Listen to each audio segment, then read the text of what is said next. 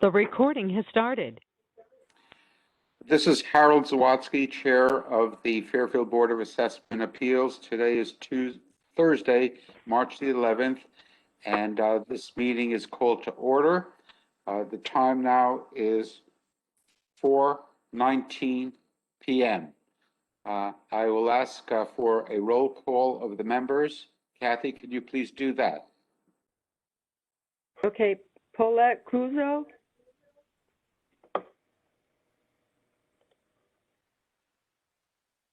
Did she say here? Paulette Cruzo is here. Okay. Kathleen Griffin.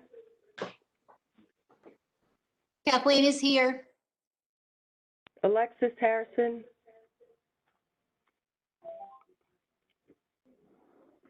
No Alexis. Peter Rupert. No Peter. Harold Zawadzki. Harold Zawadzki is here. Ronique Patel. Ronique Patel present. John Spoiler. No. Judy Zablack. No. Catherine Giff. Catherine Giff is here. Okay. That completes the roll call. Thank you, Kathy. This is Harold Zawadzki. I'll remind everyone to please state their name when they're speaking. And since we do have some video, you can raise your hand also if you want to be recognized. This is a deliberation and voting meeting to deliberate and vote on appeals that were properly brought before the board. And today is Thursday, March the 11th, and the time now is 4:26 p.m. So I have been discussing with members of the board how we might proceed with selecting the appeals for deliberation. And after that discussion, I think that I'm going to ask Kathleen Griffin to kind of give us some order to the appeals that we're going to hear. So Kathleen, if you would like to call the first one, and who will do that hearing? Sure. So this is Kathleen. I think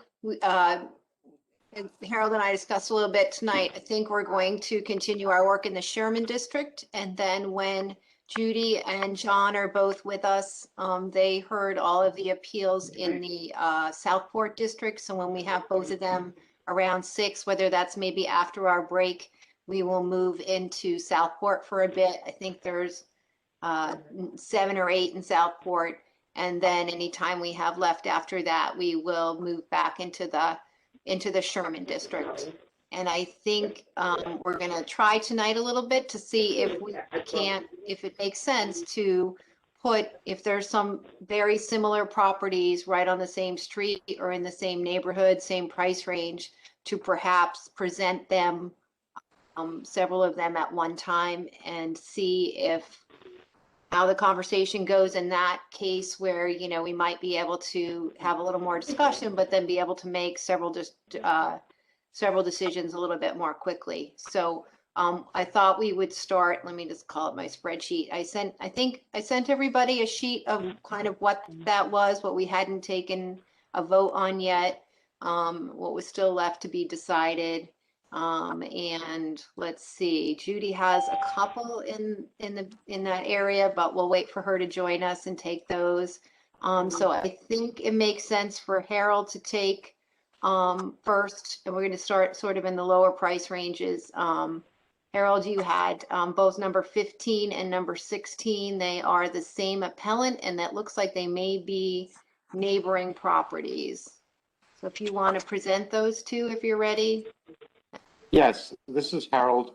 I'll start with appeal number 15. This is vacant land.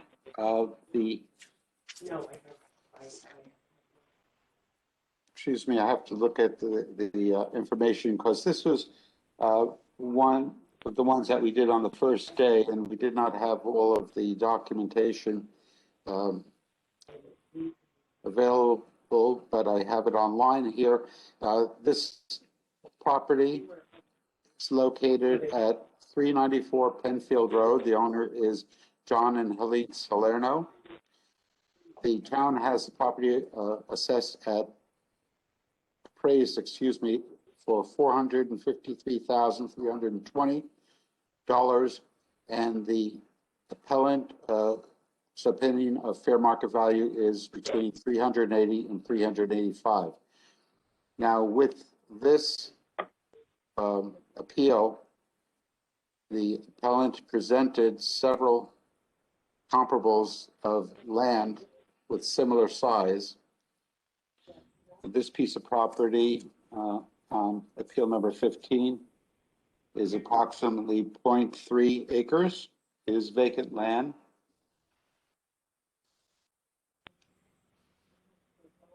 I believe that the structure, whatever structure was on it, was removed.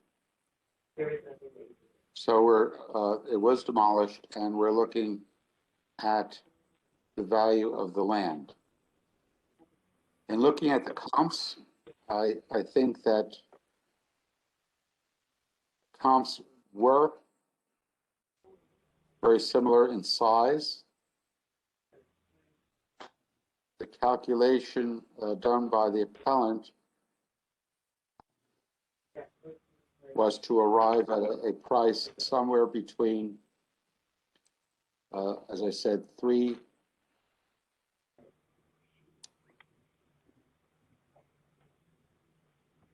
excuse me while I bring it back up to the top here, 380 and 385.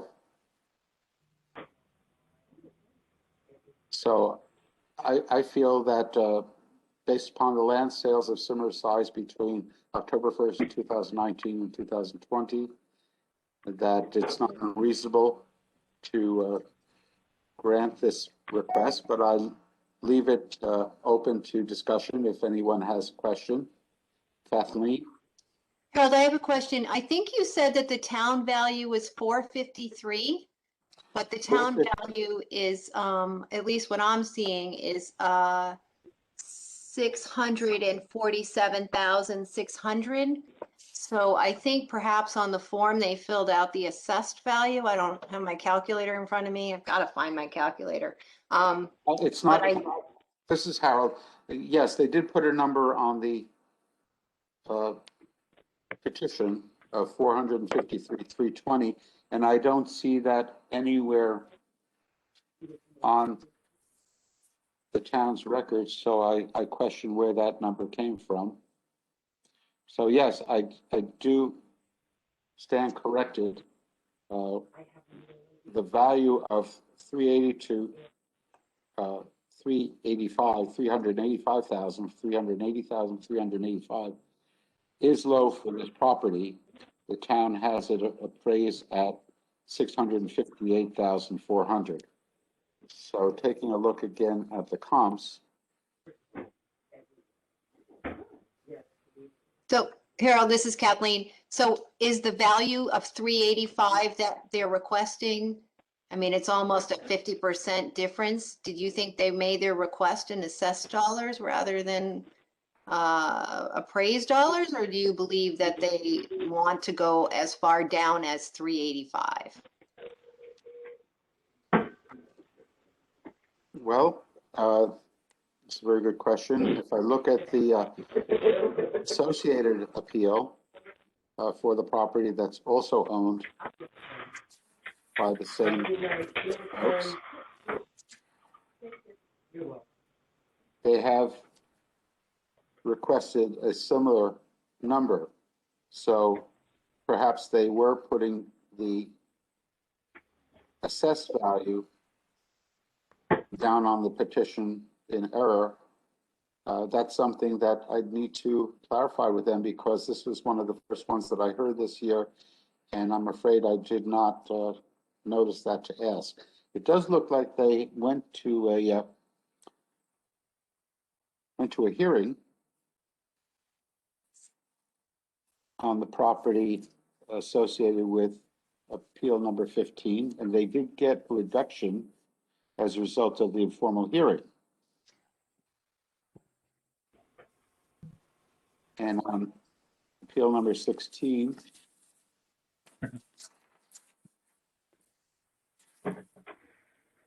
there was also a reduction. Yes, Kathy? Catherine, is that okay? Yes. I'm also, there seems to be two properties mentioned under the one appeal. So there's some backup documentation for 378 Penfield Road, and there's some documentation for 394. So Correct. I'm not sure that all the information jives. This is So Paulette. I want to make sure that that's, that's clarified with how we're making our motions and having them recorded. This is Paulette. To make it a little bit easier for people to decide, I'm not worried about whether they're asking that this is the assessed value or the appraised value. It's completely inappropriate. If you look at the properties that they gave us, the only ones that were sold were properties that in no way compare to Penfield Road. Penfield Road, Penfield Alley, Roland, the three big beach area property street. What they're asking for maybe 25 years ago would have been the price. And it's interesting to me that they had 378 Penfield Road on the market several times, and most recently was on in 2019. So they're telling us they think the value is 300 and something thousand, but they were asking $1,149,000. Big difference.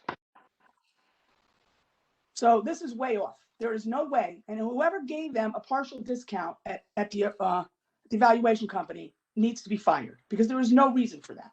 This is too low, even. So what I'm saying is, we sold a property on Penfield Road in the fall of 2020 for the same size lot, and our property had wetlands on it. And even with that, it was a small area. The property sold for $1 million. That means that the assessed value would be around $700,000. So this is way off the mark for anything. So I don't know what you all feel you want to do about it, but for me, I just deny it. I wouldn't even talk about it anymore. Yeah, this is Kathleen. I agree. I was looking at the comps because you did say they provided comparables, and the comparables are, Alden Street, and they're circling, some land values on other ones that may have been, taken down, or, 214 Alden. It's just not the same as Penfield Road. Mill Hill Terrace is not, that's not a comp. And they're looking at, the town's land value, I'm not even seeing, so I agree with Paulette. And if you're ready to, I don't know if you made a motion, but and maybe Ross has something he wants to add. I did not make a motion yet, but I will hear what Ross has to say. Ross, this is Harold. Yeah, I just want to make sure that you've all seen Jim Baldwin's email concerning motions and denials. I didn't see it. I have not. No. No, not yet. Does that pertain to this particular situation? Well, it pertains to how, yeah, let me pull it up. Was it sent to the BA? Well, he sent another email that's quite lengthy. Okay. While you're bringing that up, Harold, I appreciate very much, Paulette, your analysis, and also in the direction that we need to decide the value of the fair market value of the property, irrespective of what is put on the petition. So that's a good point we can use as we move forward. So I'll give it back to Ross. He has a comment. Yeah, the gist of his email is that you shouldn't vote to deny an appeal. You should vote to approve it, then have your discussion, and then either grant it in part or deny it, or vote it down.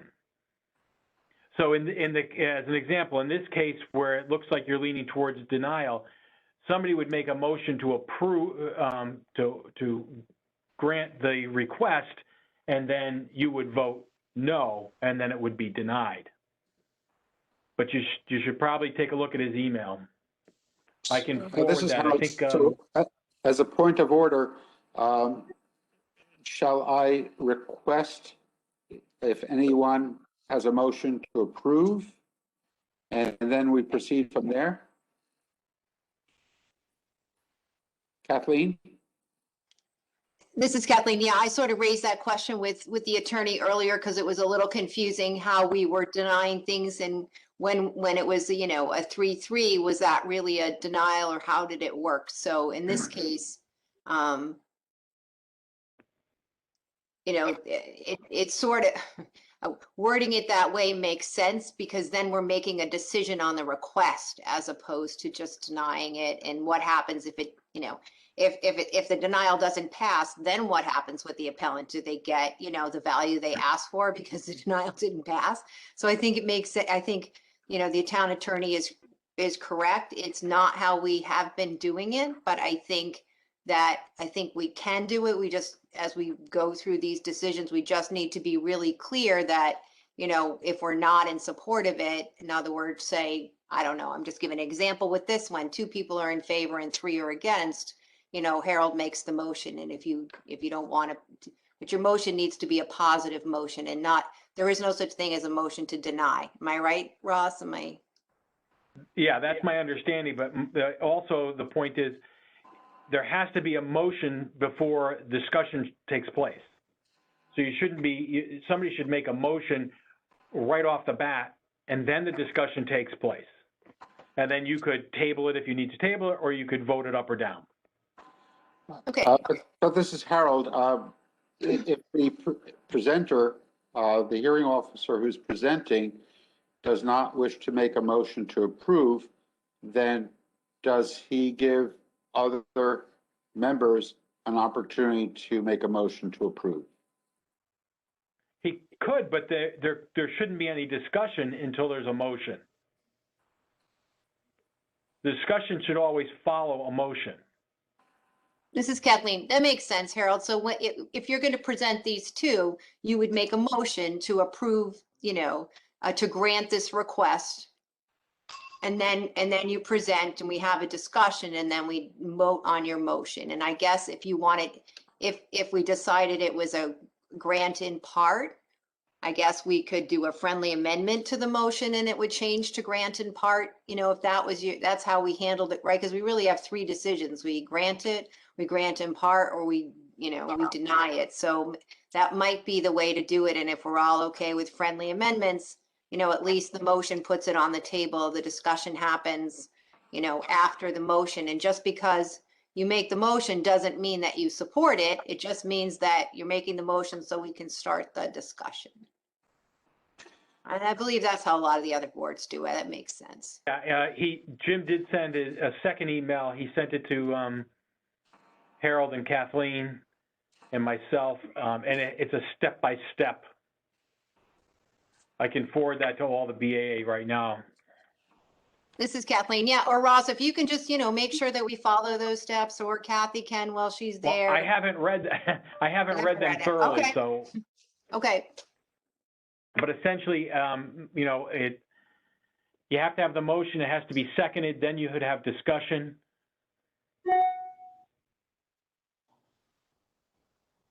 Once your motion. So we've been doing the other way for years. You can't change your motion without consent of the members once it's been seconded.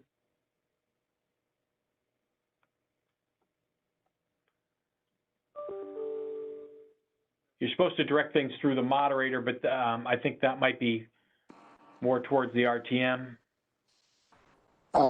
This is Harold. Yes, we really don't have a moderator. We are all voting members.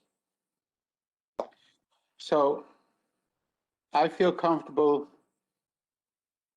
requesting from the members of the quorum, if anyone wishes to make a motion to approve the appeal.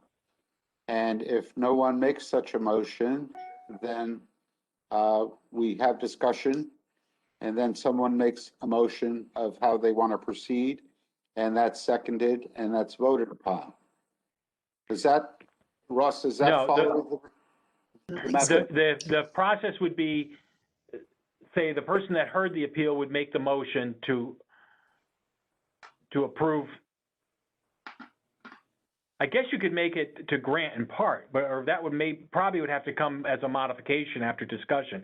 But it should be motioned, seconded, then discussed, and then voted on. Yes. And if it's not seconded, then we go directly to discussion? I don't think you can No, discuss. it can't be discussed. Oh, my God. This is Kathleen. It can't be discussed because there's no motion on the table to bring the item before us. So I think that that's what the motion does. It brings the item to the board, and then we can, and a second to bring it to the board.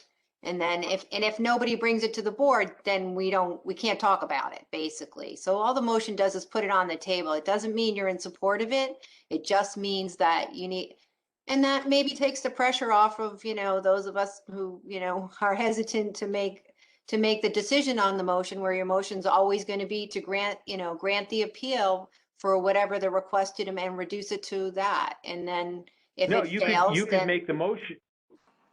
You can make the motion right from the get-go to be a partial. But from what I'm reading here, the motion should always be for the affirmative. You wouldn't make a motion to deny. Right. I've always wondered about that. The denial would come from it not passing. Right. I've always wondered about that. Okay. This is Kathleen. I mean, Harold, it is your one, but if you want me to start, I'm happy to make the motion. I just need to make sure I have the right amount. Kathleen, it does mention in here, they're looking for an assessed value of 380 to 385, which would translate into a fair market value of about 550, which is what, Paulette was saying. Okay. So Harold, on appeal number 15,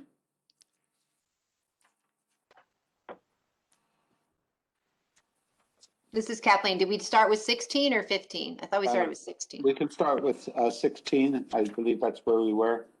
Sorry for all this confusion, folks.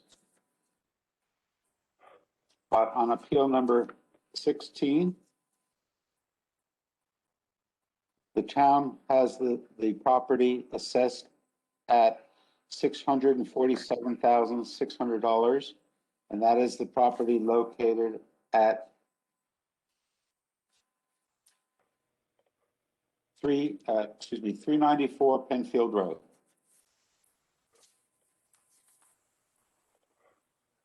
Kathleen, are you making a motion? Sure. So I can make that. So the motion that's going on the table is what the appellant requested. So I believe the appellant requested us to grant her appeal and reduce the value from the town's appraised value of $647,800 to what Catherine said, an appraised value of 500 and what was it? $550,000, which is equal to an assessed value of $385. $85,000, yes. $85,000, yes. So if somebody can second that, I believe, then we can technically discuss it.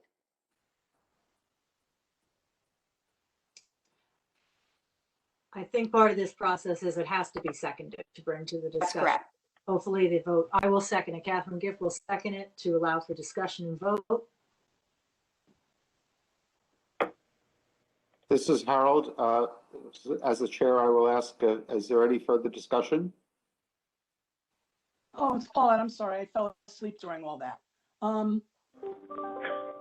The discussion I want to have is that this is a completely inappropriate number.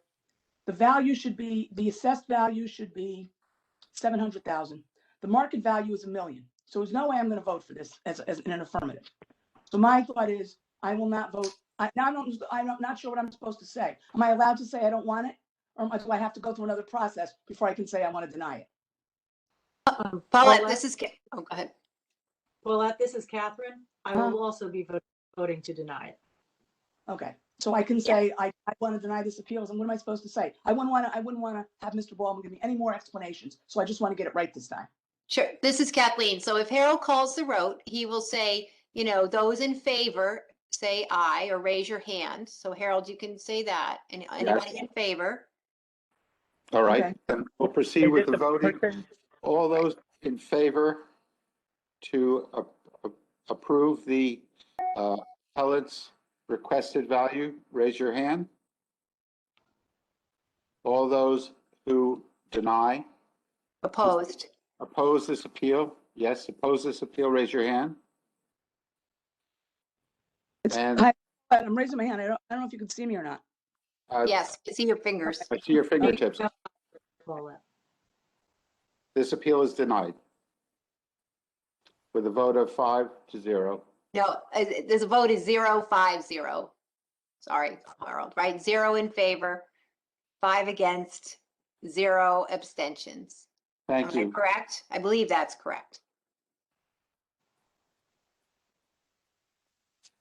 And if you'd like to do, this is Kathleen, if you want to do 15 next, I think that's very similar, right? Yes, similar situation. I will make a motion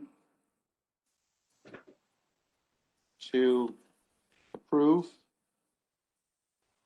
the requested appeal. Any discussion? Oh, Catherine Giff will second the motion to allow for discussion and vote. okay. Catherine seconds the motion. Any further discussion? Harold, this is Kathleen. Can you just read the property address, the appeal number, Of and the course. owner into the record? Thank you. And amounts. It's appeal number 15.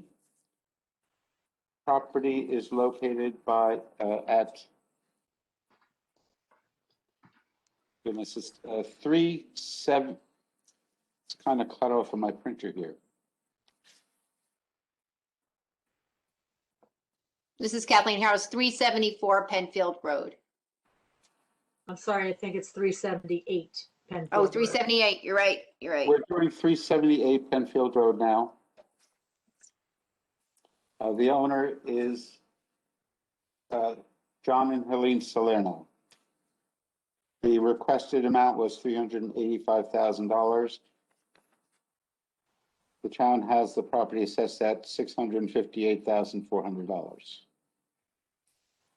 We have a motion and we have a second to approve the request by the owner. Any further discussion? Yes, Kath. Yes. I would just like to clarify that it is for appeal 15. That's The correct. property is 378 Penfield Road. The Yes, town appraised value is 658.4. Its assessed value is 460,880, and the appellant is asking for a reduction to the assessed value to 380 to 385,000. Just wanted to clarify that for the record. thank you. And I'm ready to vote. All those in favor of approval, raise your hand. All those opposed, raise your hand. The vote is 0-5-0. The vote is opposed, to oppose is unanimous. Thank you. This is This is Paulette. Kathleen, yes, the motion fails. That's, yeah.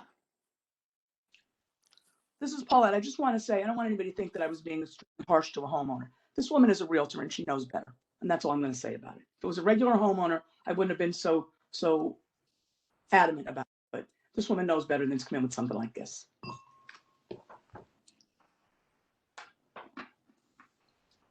Okay, I have another one that I can mess up. You're doing great, Harold. If I didn't have that technical problem earlier, I wouldn't be so flustered, I'm afraid. No worries. All right, the next one is appeal number 276. The property is located at 469 South Benson Road. The owner is Matthew Dahl, and the owner was represented by Greg Lane, appraiser, excuse me, appraiser.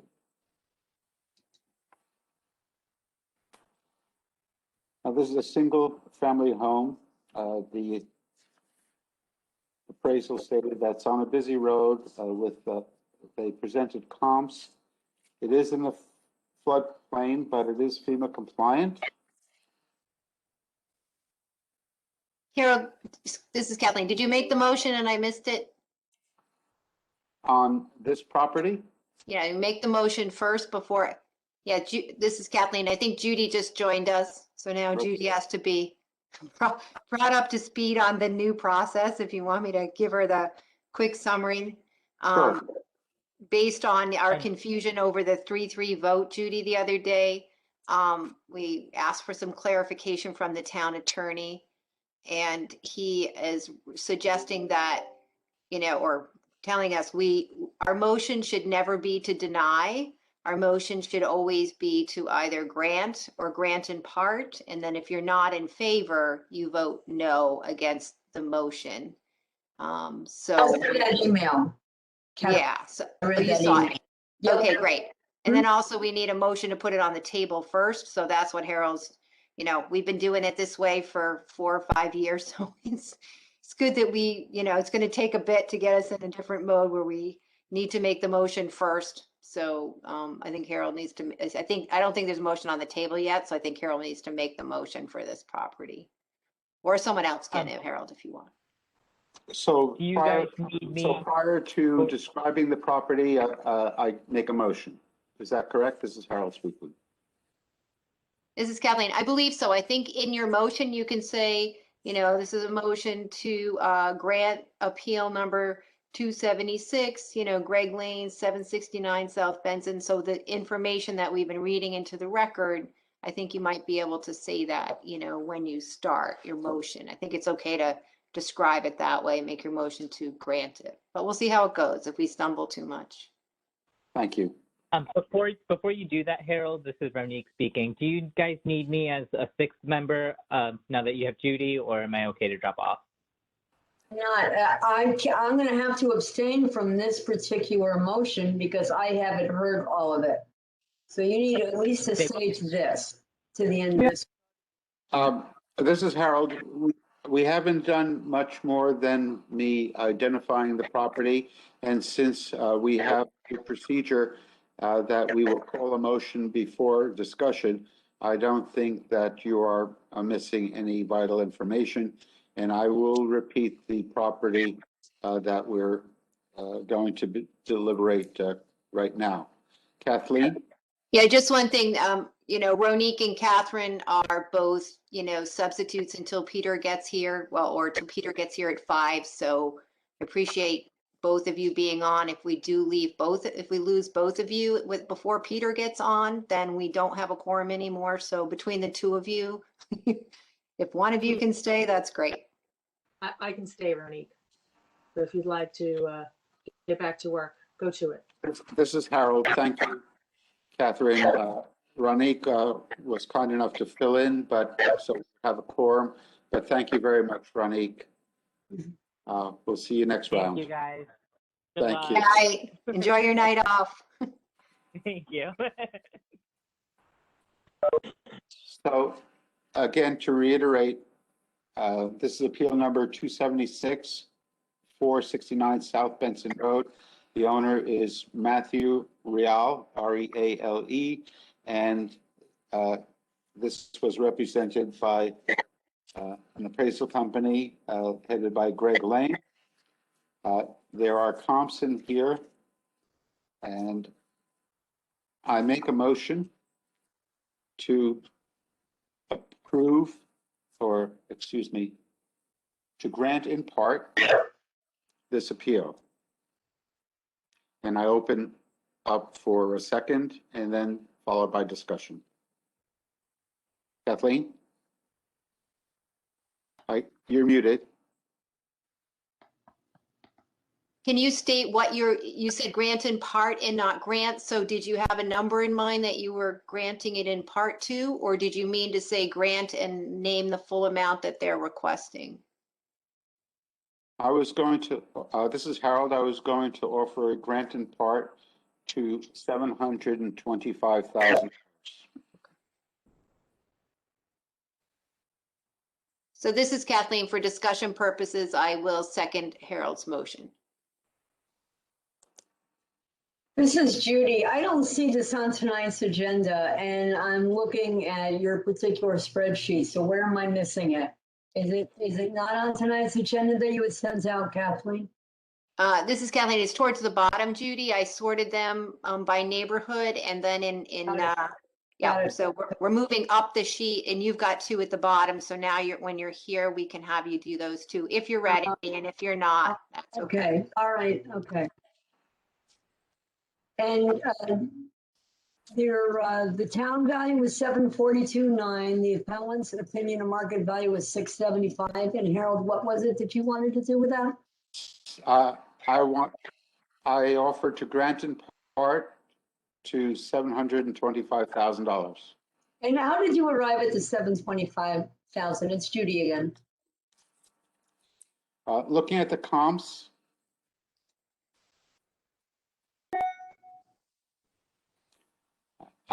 this is Harold. I believe the closest comp is the 233 South Benson Road.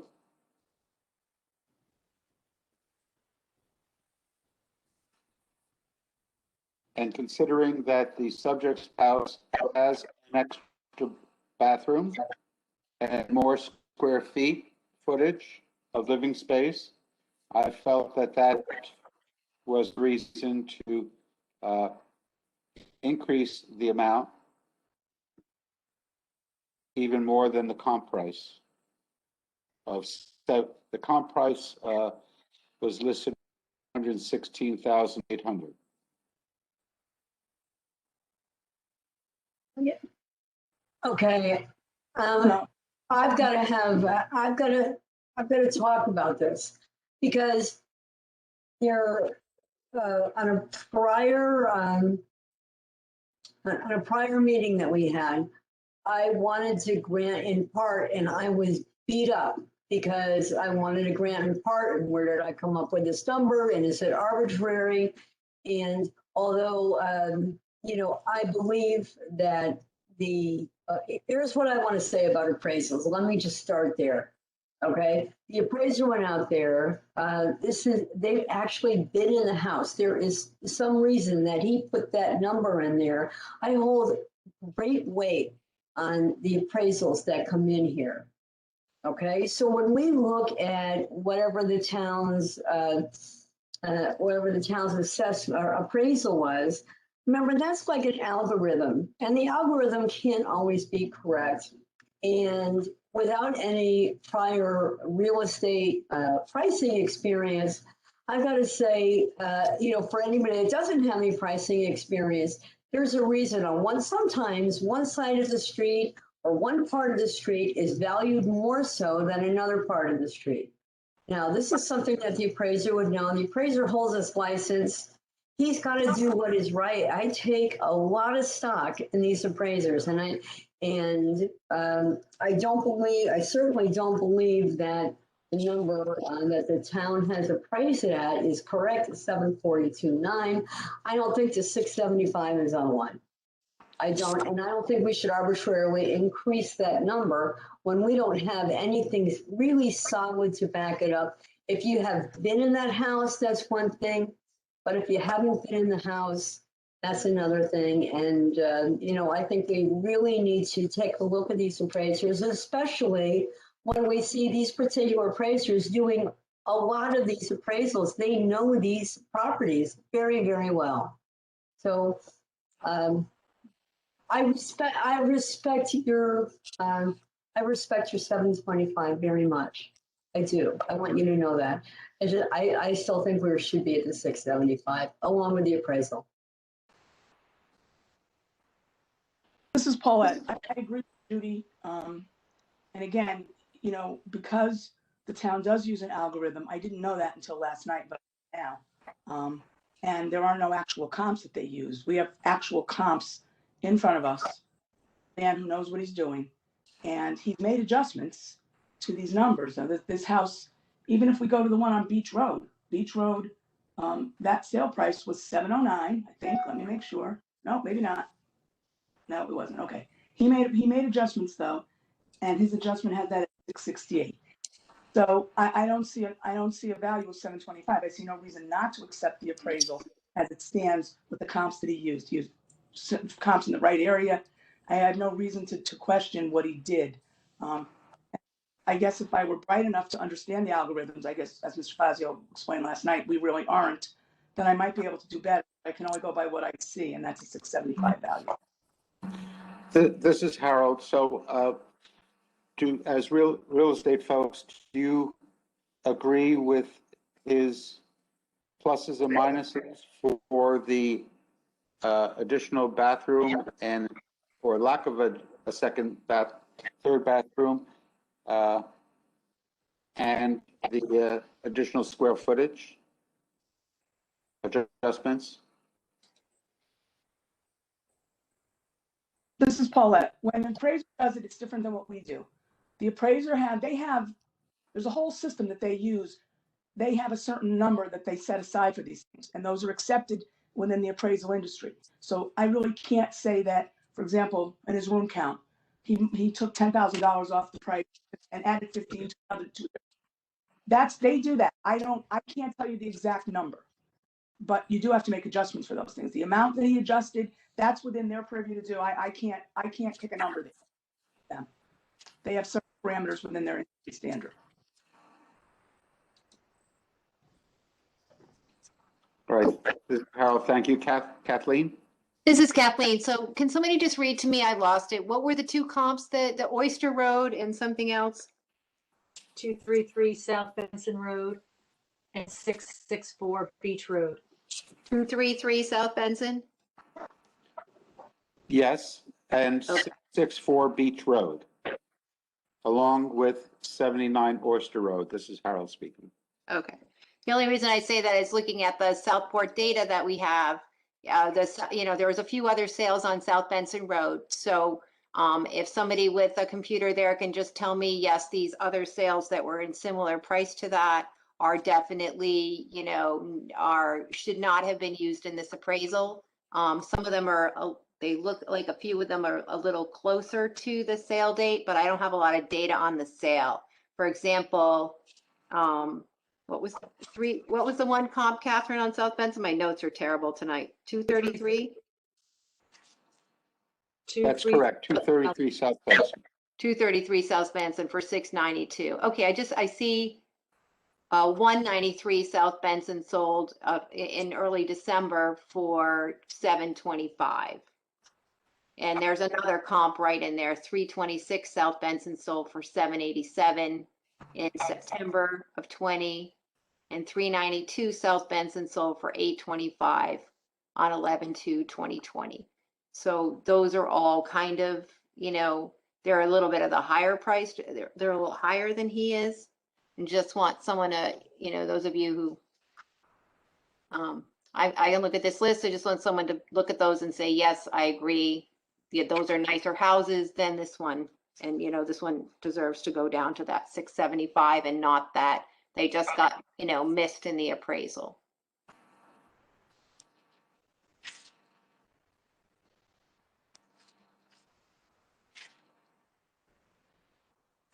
Well, this is how, there are 6 houses there, and they do range from 825 down to 530,000. So there's quite a broad range. This is Kathleen. That's right. So they're all on South Benson, and that's just why sometimes if you see them not on South Benson, the reason is, okay, why, what were the reasons that the appraiser did not use the comps kind of right on the street within a couple numbers of the home? Are there specific reasons, and is it just because they're not really comps, So that's what I apologize. I didn't look at this one ahead of time. I'm just seeing you know, some of the other sales data that was used to build the model is based on, you know, other sales on South Benson Road.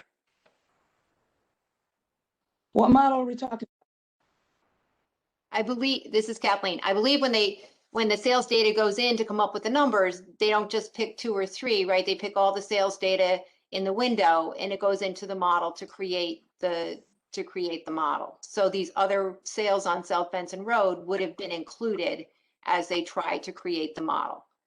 So, right. So I'm just saying, like, for example, 392 South Benson that sold for 825. You know, that was in November. So that was, I think they put sales in through the end of November. So just want to make sure that that's not a good comp at 825 before we take somebody to 675, you know, when the neighbor sold for 825. I see an 825. I see a 775 at 326 South Do I have the Benson. wrong number? Let me look again. The address is 392 South Benson. Let me It's see. the house that sold for I'm sorry, 392 South Benson. So All right, for let me put- 825.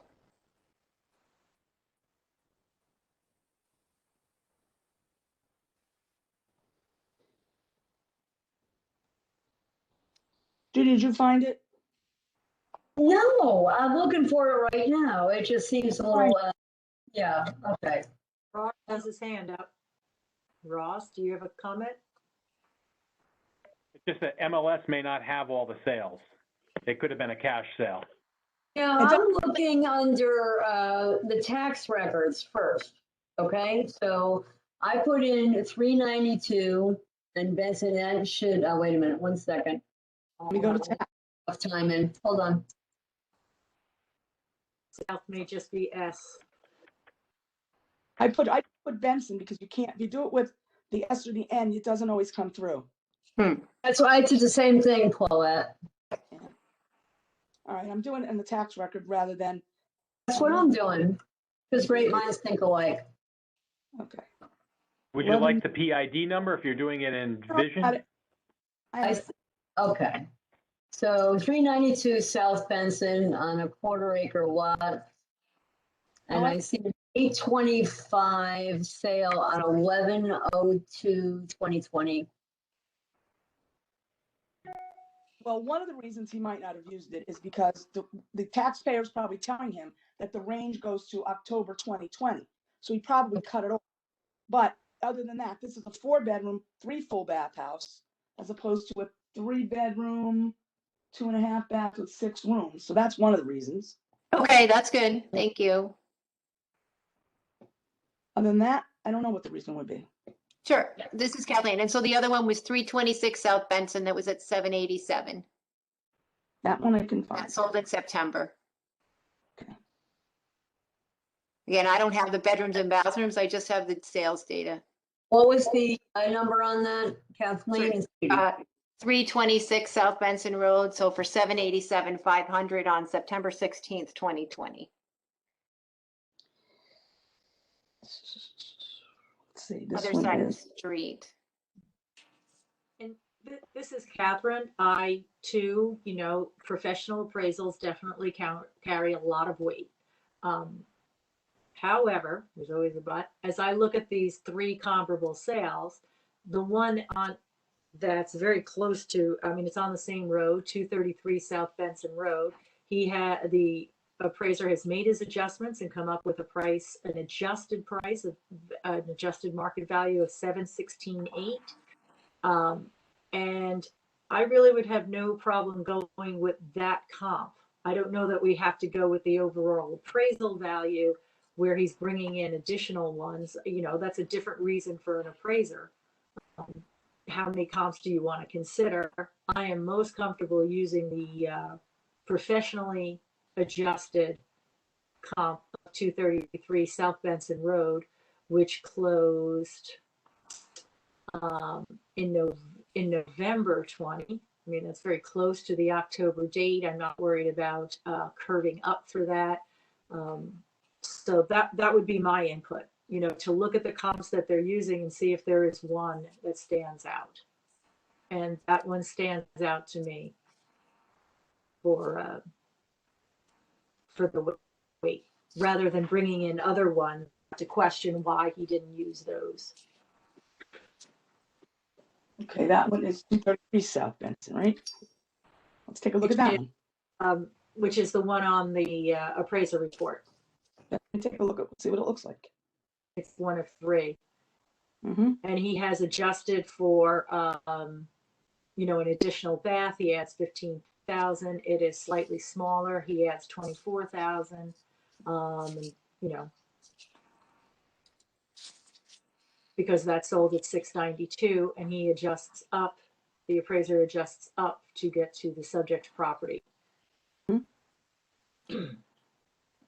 This is Harold. You feel that with the adjustments that the appraiser did,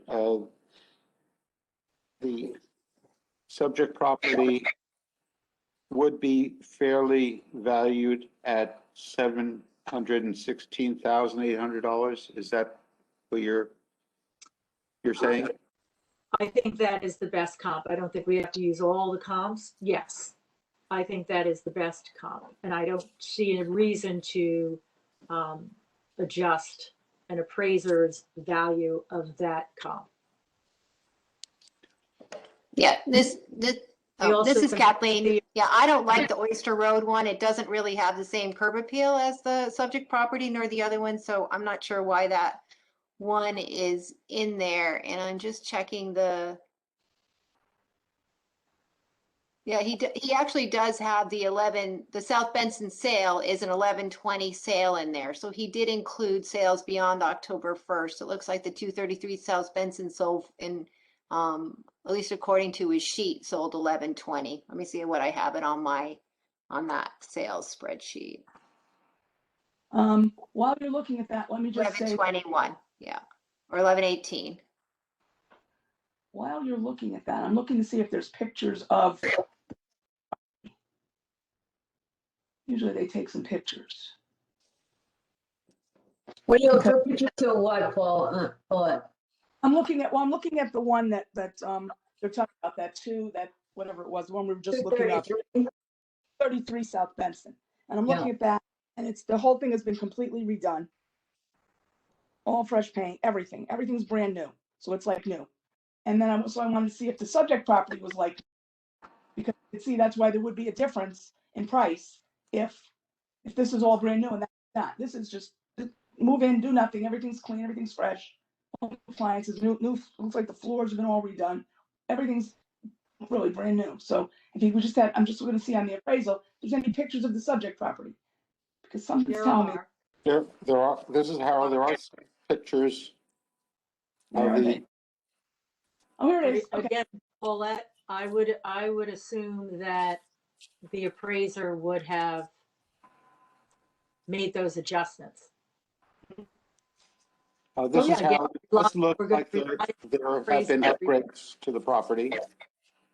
But I'm just saying that if the appraiser looked at these pictures, which I'm sure he did because he has access to MLS, and then looked at the pictures of the subject property and made his comparison, and his value comes out at the end to be 675, wasn't it?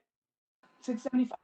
Then why do we think we should make it 7 something just because the other one, that was his adjusted number. But in the end, he's saying that it's 675 based on all his information. So why are we thinking that we can just raise it up because we like it better?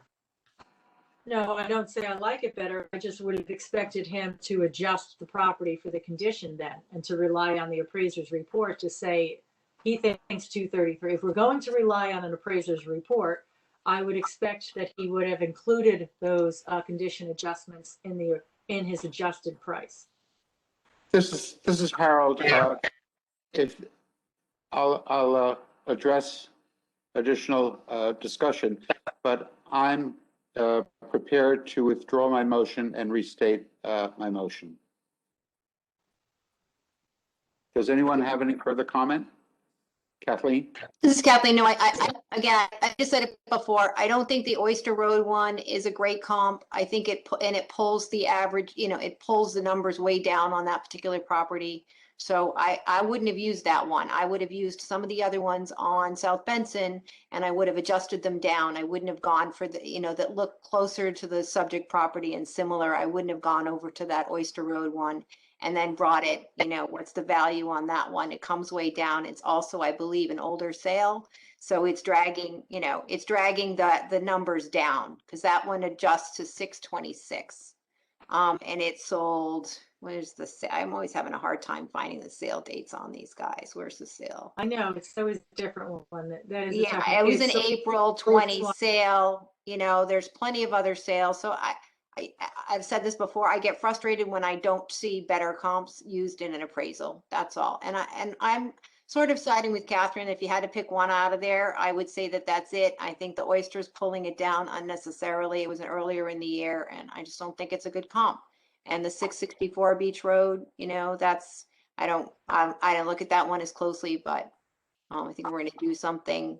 I'm not comfortable that Oyster Road one, pulling it down and not having the other comps included. And I value an appraiser's report. I think that's very important. If I, as an appraiser, if I was to judge this, the diversity of adjusted values is raises my concern. So I'm going to go with the best comp that I see there, and I see it at 716.8. And I would think that he should have adjusted for the comparative sales and the condition of those sales with an adjustment. So that's why I'm comfortable with the 716,800. Harold? This is Sorry. Harold. So I would like to withdraw my previous motion to grant in part to $725,000 and reintroduce my new motion to grant in part to a reduction of $716,800. Any further discussion? I will second the motion. So there could be I have a discussion. second. Thank you. Yeah. And so with a show of hands, all those in favor of granting in part a reduction on appeal number 276 to 716,800, please raise your hand.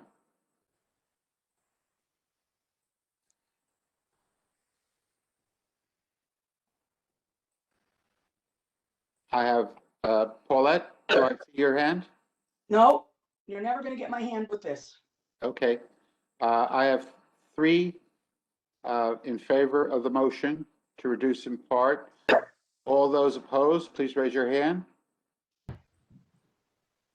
I have 1 opposed, is that correct? 2 opposed, thank you. The motion is carried 3 for the motion, 2 against, and 1, no abstentions. Thank you. Oh, so it's 3-0-2. I'm sorry, did I say that wrong again? Right. It's 3-0. Thank you. Harold, may I just say something? I just Yes. want to reiterate what Judy was saying before. Truly, honestly, we have no right to do this to somebody's appraisal. There is nothing wrong with these comps. We don't have to like them. We don't have to say there were better ones because we're not the appraiser. There must be a reason why he used them. You think Oyster's too low? Beach is too high. Beach is a way better street than South Benson. But he chose, I think he gave a nice range of comps. And we don't just pick one that we like and say, oh, we like this one the best. Let's just go with the adjusted value. It's really not our job. These people could pay a lot of money for these things. They come in here with them and then we pull them apart. That's not our job. Our job is to look at them and see, okay, are they in the same neighborhood? Do they appear to be fairly accurate? I see nothing wrong with these. Let me put it that way. If I saw something glaring, I say, no, there's something wrong with this. There's nothing wrong with these. And yet we have the same discussion about the appraisals every single time we do them. These are licensed people. And this is Harold, and there may be situations where you might question an appraisal, regardless of the source of the appraisal, and we will wait and see what happens then. I see that Peter Rupert has joined our meeting. Peter is a member of the Board of Assessment Appeals. We now have 6 members on the board. Catherine, yes, you're raising your hand? Catherine is then, if Peter is available, we have a quorum, I will leave and bring us to the 5 quorum. Okay? You This good, is Peter? Harold. You're welcome to leave at 5:23 p.m. Thank you. Want to make sure that Peter hears us and is connected before we Yeah. begin? I'm here, Harold. Very good.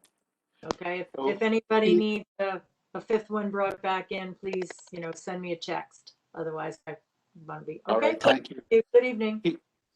Thank you. Good evening. Thank you. We have some new procedures that we're adhering to. So I will ask Kathleen if she could please explain those to you since you're joining our meeting later. Sure. So hopefully I'm consistent. Peter, this is Kathleen. Hopefully I'm consistent in everything we say. I don't think you were on the call on Tuesday night anyway, but there was some confusion when we have votes that fail and they're in the affirmative. What happens with those votes? Is that a denial or not? And how does it work? So we got confirmation from the town attorney. So there's kind of 2 changes we're going to make. We will no longer be motioning to deny. Our motions will always be to grant or grant in part. And then if we all don't like it, we'll all vote, opposed. And so it will fail. But at least the motion needs to be in the affirmative instead of in the negative. It just gets into, what happens with a 3-3 denial. Is it denied? Is the whole thing improved? So it makes sense that we always state our motions in the affirmative and then vote against the motions if you don't agree with them. And then the second thing is that we should be making the motion first when we first bring the appeal to the table rather than having our discussion and then asking for a vote. So I don't know who has the next property. If Judy's ready to go on her 2, multifamilies there, we can go to those next, but in short, she will make the motion first just to start the discussion. Someone will second it. We have our discussion and then we can she can revise her motion or, we take it off there's a variety of different ways if she decides she wants to change it. And if, we all are agreed to deny it, the vote would be 0-6-0. So we're always voting on an affirmative motion, if that makes sense. Sure. Yep. Okay, little change, so it'll get time for all of us who've been doing this for 4 years to get used to a new. I think it makes it better, makes it clearer in the minutes, and I think it should be helpful for the homeowner. So. Okay, you ready for me? This is Judy. This is appeal number 86. Property is located at 7/9 Millard Street. And the town's value is 6,059. The appellant's opinion of market value is 450,000. And I make a motion that we approve his request.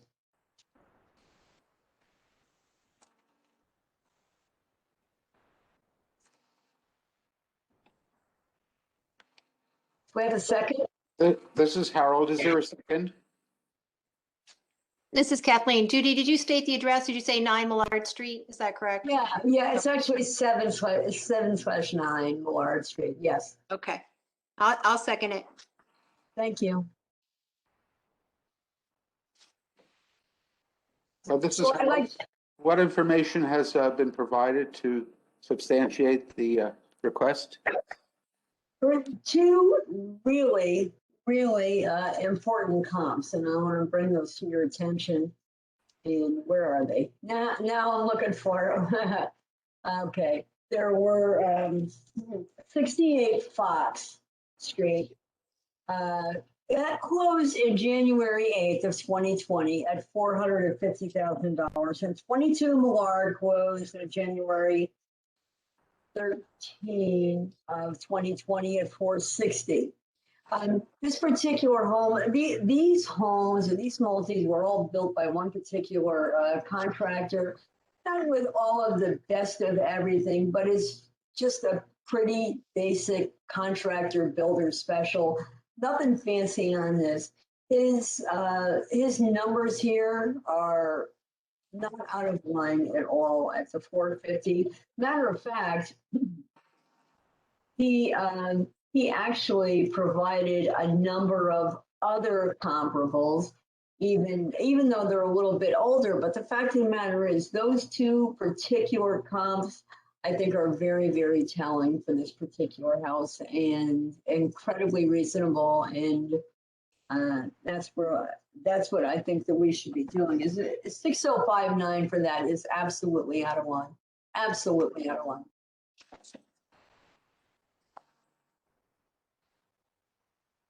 These were built by Pescone, by the way, if that makes any sense to anybody. Here's the Oh.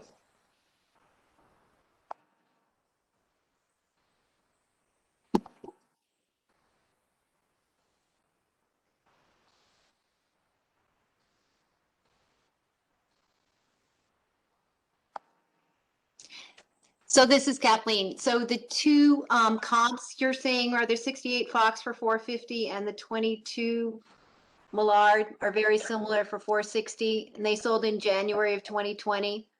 right. Where can you tell me where? I don't have my Google map up. Where is Millard Street? And two questions, Millard Street, and do you feel that there has been any appreciation in those properties, given that, you know, obviously we've had COVID and market value changes. I know you've been looking at a lot of the two families, and only because these sales, even though they are in the reval period, they are the, you know, pretty much pre-COVID sales, and he's got some 2015 and 2017 sales in here. So, you I know, did not mention those. I did not mention those. Right. This in is my Kathleen. thought. No, he put them in his backup. So that's why I'm just saying he was showing, you know, he's got a lot of older data. Just wondering if you've seen anything, you know, in a higher price range than that. Or whether you believe the market has you know, from what you've been seeing, if you've seen some two families being presented as comps in higher price ranges. Millard Street has not ever enjoyed an incredibly wonderful resale value. It's just the particular name of that street. You know, I think Paulette can even attest to that. So, you know, as far as Fox Street, I think Fox Street actually has better resale than Millard Street does. That's my opinion. That's my opinion. So as far as going up in price, I don't see it going up in price. I think he's reasonable. And I think the status of that property, there probably needs to, I know there needs to be some maintenance there. And it's not in tip-top condition. And I think, I really think that he's reasonable in his request.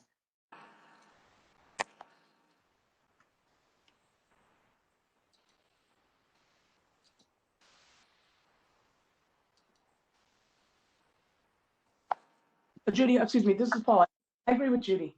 For some reason, Fox Street does enjoy better resale values, which surprises me because they back up to low-income housing, but for some reason it does. That's the street.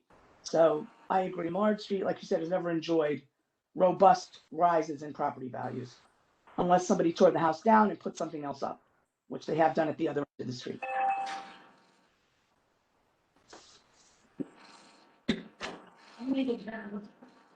Yep, this is Kathleen. So 22 Millard was a tear down, right? It looks like it then sold for $1.3 million in September. If you look on the field card for 22 Millard, it's now I don't know, it's a brand new construction house. I'm assuming it was a tear down. It wasn't just a remodel. No, And they would. Yeah. So Beach Walk Homes purchased it for 460 as a tear down in January. Mhm. And is 68 Fox still being used as a two-family, or? 68 Fox. That I don't know. I'd have to look it up. I'm just gonna, I'm just looking at the field cards for those guys and seeing, you know. All right, so it just as a matter of note, this is Judy, just as a matter of note, when a property gets purchased as a tear down and they rebuild, it's generally, it sounds like crazy, but it's generally 1/3 of what the new value is. If it's not 1/3 of the value, then you probably overpaid for the land. Now, that being said, his highest and best use for that was to rebuild. But this is still a multifamily. So even though he bought it for land and he rebuilt it, I wouldn't, and he tore it down and rebuilt it, I wouldn't mark that as a negative on this particular property to say that it's not worth the value that the appellant put forth. This is Kathleen. Yeah, I checked the 68 Fox. That was also purchased by Alfonso Camarado in January of 2020, another tear down, and then it sold for $1.5 million in August of 2020. So, I mean, I think that's pretty much showing that the land value for the tear downs was $450 in January. You know, not so much the value of owning a home on a tear down lot, but just that, you know, that they wanted to tear it down, not that the income potential. So I mean, I'm not quite sure that 460 is, or 450 is accurate if it still has a home on it. And given that those were January prices pre-tear down in the beach area, I don't know what would be. I guess I just would have liked to have seen, you know, some more recent comps in that area. I don't know if there's, like I said, any other sales on those streets that are. Take a look at it this way, Kathleen, take a look at it this way. If these other sales or purchases tear downs and the land is valued at 450, right? Then really what is the value of the house itself is not that much at all. Really, it isn't. Whether he gets and derives income from it or not, it's the value of the house. This is what it sells for on the open market. So whether or not somebody chooses to tear it down and rebuild, then that's their prerogative. Right, this is Kathleen, but a house on a property is worth, you know, we had to pay demo costs or whatever. So a house on a property is worth more than just the land. So I guess my point is, you know, given that it was January of last year, before pre-COVID, I just think 450 is low. That's my opinion. And I would have liked to have seen some other tear down lots or something in the area. This is Paulette. The problem is the town's algorithm is different than this. We can't go and look at tear downs on other beach area streets because Millard is a different type of street. Fox is like Millard. If I think about what's in that neighborhood, it's hard to find something else that's like it. So we can show you another tear down maybe, but it won't have anything to do with the value on those two streets. Mm-hmm. I don't think that I could even think of another street that's like them.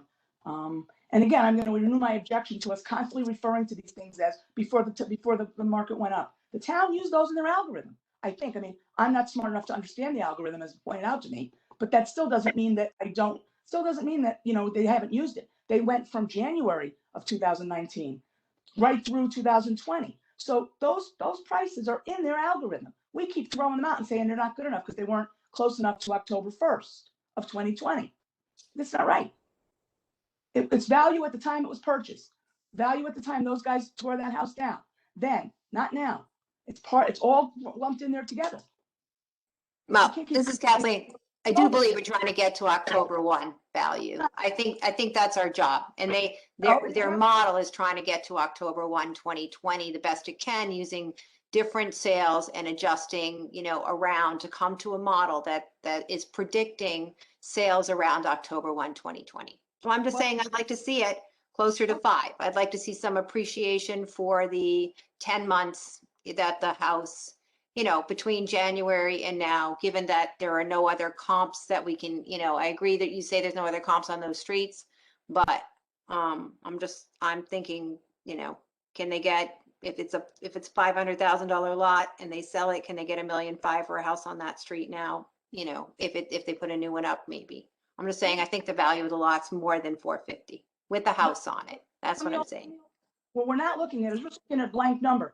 Do we actually investigate how big is the lot? What size is the lot? Does it meet the setbacks? Because those all make a difference in the value of the lot. No builder is going to buy a lot that's non-conforming and deal with it. Just like they don't want to buy them with wetlands because they don't want to deal with the extra expense and the time it takes them to get through a process to get it approved. Time is money to them. They usually pay cash. They don't want their money out any extra time that it has to be. We're not looking at any of that. We're just saying that these lots are all valued at the same. They're not.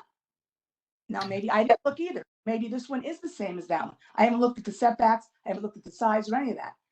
So I don't know for sure. I'm just saying that we should be looking at that when we're looking at these things. And, again, you seem to have a better understanding of this process and algorithm than any of us do. So unfortunately, you were privy to information that I don't have because I certainly don't understand it. So maybe that's part of This the frustration. house, Liberate this. this house, by the way, is at the end of the cul-de-sac and it's got a round cut in the front. So it's going to be, that is going to create a little bit of difficulty. They have to, that gets calculated differently when you look at that versus a square lot or rectangular lot. Right, exactly. Thank you, Paulette. This is Judy. So just figure like there's a ball at the end of the street, and this house has part of that ball or that circular section cut right out of the front of it. In fact, let's look at, oh, I don't have that one up yet. So all those things play into it. To pay $500,000 for a lot on that street with that setup, it's just not the value. Harold, you're on mute. Thank you. I'd like to comment that I think that all of the comments that are being made are very valid and valuable. But I would stress that we do, no one board member has more information about the revaluation company's process than anyone else. It's all public record that we're dealing with. So I don't want anyone to think that there is some unique information that one or more board members might have that the rest of the board does not have. I'm sorry, Thank Harold, but and I also want to say that is not public record, because every time we've asked for that information, whether I asked for it or the Board of Finance asked for it, we still don't get it. Because I obviously, understand, Paulette, and you've said that statement several times. We hear you loud and clear. I don't know that it's necessary to take the time of the board to reiterate something that you've said several times before. okay, but you know what? We took 40 minutes to discuss a procedure that was unnecessarily changed. So do we have a quorum? Because I've about had it for tonight. Do you have a quorum? Because if you do, I can be out right now. If you don't, I'll No, stay. we would like to keep you on If you have a quorum, the obviously. call. We would like to keep you on the call. And we can certainly discuss offline any concerns that you have. I appreciate you staying with us on this call and continue with the forum. This is Kathleen. We don't have to agree. So there's a motion on the table, right? Judy made a motion. I think you can call for a vote, Harold, right? Call the question, call the vote. Yes, I will call a vote. We have it seconded, yes. Paulette, are you still with us, Paulette? I'm here. All right, thank you very much. So I will call a vote. I'm sorry, Harold, can you just ask Judy to restate the motion again? Is it 450? Is that the number that you have? Yes, but let me just restate its entirety so there's no mistake, okay? Thank you. Appeal number 86, the property located on Moird Street. The town's value is 6059. The appellant's opinion of fair market value is 450,000. And my motion is to approve. And was there a second? This is Harold. I'll second. Paulette. Paulette seconds. With a show of hands, all those in favor of granting the appeal, please raise your hand. Paulette, I believe that your video is not on. Oh, I'm sorry. Oh boy, yeah, it's out. My hand is up. All right, and Peter, could you state? Yeah, my hand is not up. Not up. We have 3 approved. All those not in favor or in favor of being opposed. All those opposed? All those opposed, please raise your hand. Peter, This is Kathleen, yes. I'm opposed. you're opposed. The vote is 3-2 and no abstentions. Thank you.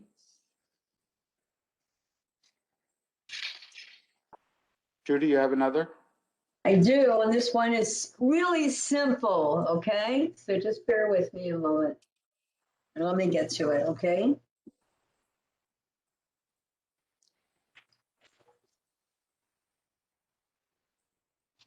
This is appeal number 167.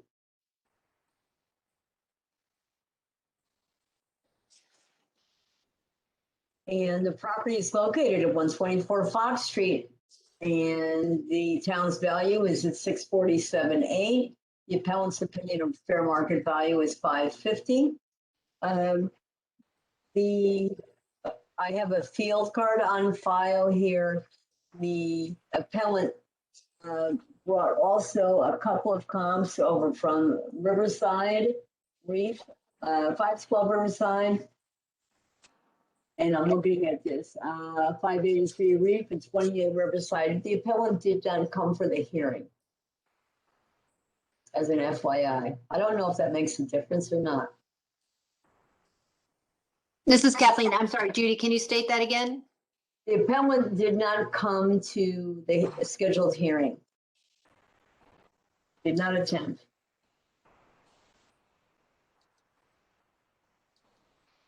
This is Kathleen. I believe under statute, we're not allowed to, we cannot approve someone if they do not appear. Now this year, for the first time, we were allowing the phone-ins as opposed to being physically in present, but I do believe they need to appear. Ross, did they indicate, sometimes we allow for reschedules if people have extenuating circumstances. I don't know if this is not one that I have in my requested scheduled, people who have requested a reschedule. This is Harold. Also, the owner does not need to be present if they have a representative who has completed an affidavit authorizing them to appear on behalf of the owner. No, there was no one attended this hearing. Is there a motion on the table? Sorry, Judy, did you No, motion? do I make the motion to approve and then you discuss and second and discuss and then we figure it out? Is that it? I second. I didn't make the motion, so let me make the motion first as a point of Robert's rules, right? So Yes. on appeal number 167 for the property at 124 Fox Street, the appellant's opinion of fair market value is $550,000. I move that we approve this appeal. This is Harold. I second the motion.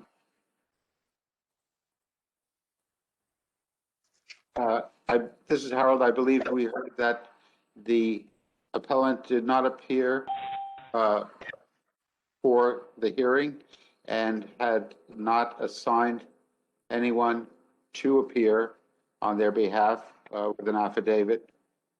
So I believe that the motion should be denied because they did not appear to appeal their petition, to present their petition, I should say. This is Kathleen. Ross, are you just checking the folder? Yeah, this is Ross. Yes, that's exactly what I did. There's no affidavit, and I'm just going to see if they've been rescheduled. We've had a few of those. This is 167.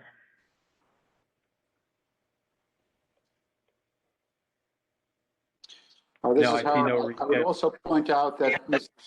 Bento is a real estate agent.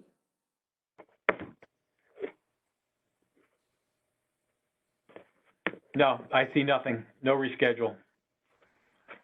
Did not appear.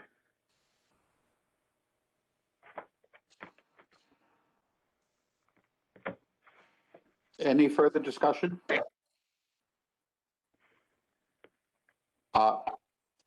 All those in favor? Yes, Judy? What happens since I make the motion and she didn't come? So am I still voting on my own motion? I vote. Okay. Yes. This is Harold. We can still vote. Ross, your opinion? comment? You're mute. Sorry, I had mute on. Yeah, typically you haven't acted on no-shows in the past, I believe.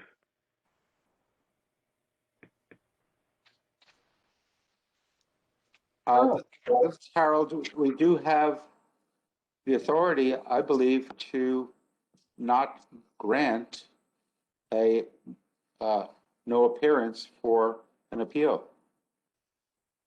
Yeah, this is Kathleen. I I seem to remember minutes, I did the minutes for the last year or so when we didn't have so many appeals. I seem to recall adding that into the minutes when we denied the appeal. I said because the appellant did not, did not appear.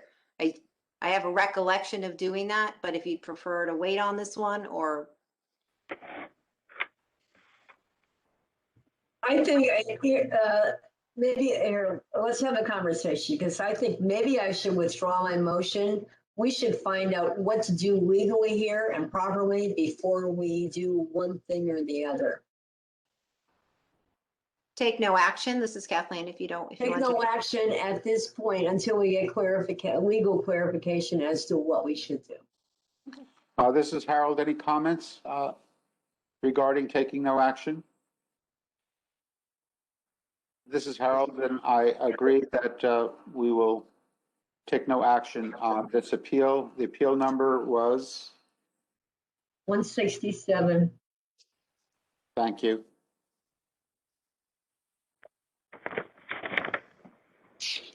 Does that This mean is that Ross. we I revisit believe they it have again? to appear by statute. What's that, Ross? I said, I Judy. believe they have to appear by statute. Or a representative. That's correct. Or have someone authorized to represent them, yes. If we're absolutely sure about that, then let's vote on it. I just want to make sure that we do things legally and proper. This is I Harold. would just say that if we voted on it, I think we can always rescind our vote, right? If the appellant comes forward and, says there was some circumstance that, caused her not to be able to attend. Is that correct? I mean, couldn't we do that? You could, they're required to be sworn in, so that would require them to be present.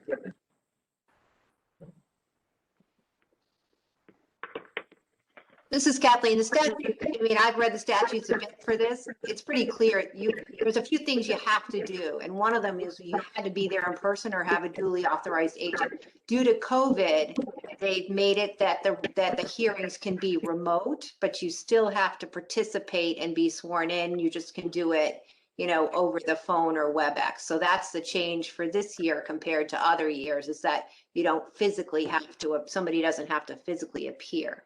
But they do have to appear, via teleconference or something. Pretty sure, I'm confident of that. We can't just grant it if they don't come and make their case, right? That would be nice, but doesn't sound fair to me, no. This is Harold. I believe we have a motion. Is that correct? And it has been seconded? I think it's unclear at this point, because I just about almost withdrew it. So should I make the motion again to approve, and then we can second it, and let's just make sure that we have things proper? Yes, please. This is Harold. And I'm sorry, everybody. I thought this was going to be easy. Oh my gosh! All right. No, my gosh! All right, 1 second. I have my note already on the floor here. Okay. This is appeal number 167, property at 124 Fox Street. The appellant's opinion of fair market value was $550,000. I move to approve this appeal. This is Harold. I'll second. So this is Harold. I'll call a vote. All those in favor of granting this appeal, raise your hand. All those opposed, raise your hand. My hand is up. And I see all hands are up. The vote is carried 6-0-0. This is Kathleen. The motion fails. 0-6-0. No. I think 1, 2, 3. Five. There's five. Thank you. There's 5 of us. 1, 2, 3, 4. Yes, 5.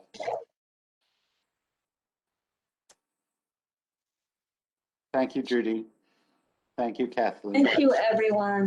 Thank you.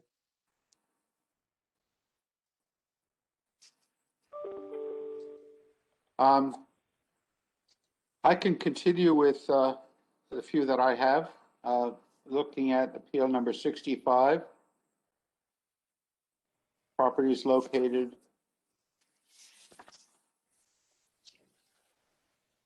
51 Birch Road. The owner is Charles Adams.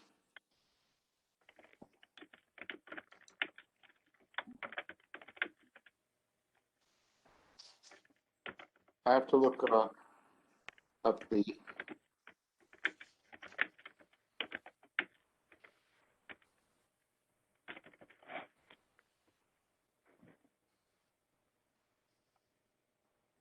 town has, okay, that's the property, and the town has the property valued at $750,000. The appellate's opinion of market value is $701,600. I make a motion to grant the appeal. Do I have a second?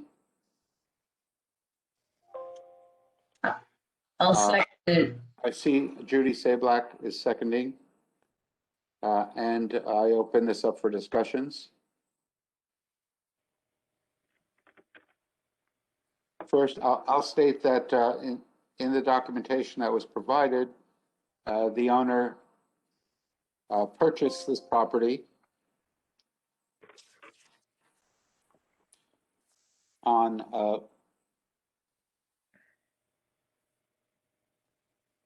no, I'm sorry, I take that back. The purchase date is not relevant, but he stated that he believes that this is a tear down and that he believes that the value therefore should be $700,000 and not the stated value. He indicated that there were flood issues and he presented 4 comps.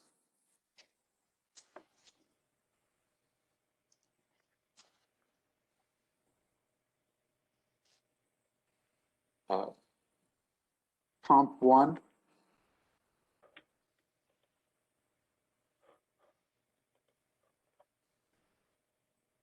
well, comparable sales, 82 Flora Boulevard sold on 9/9/20 for $715,000.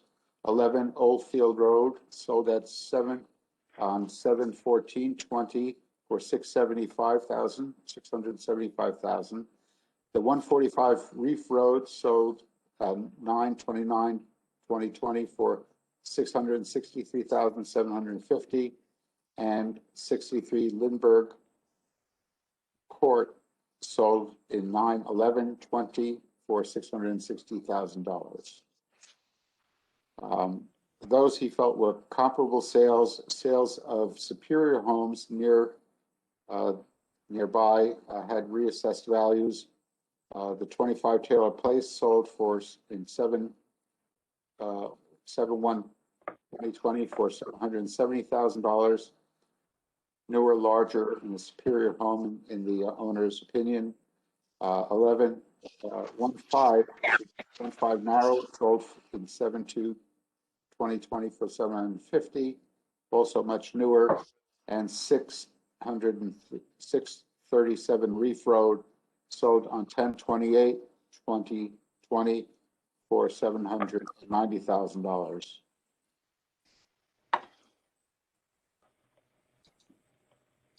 He also pointed out that there was a property on Roland, 491 Roland, that sold on 10/7/2020, just outside of the period, for $700,000.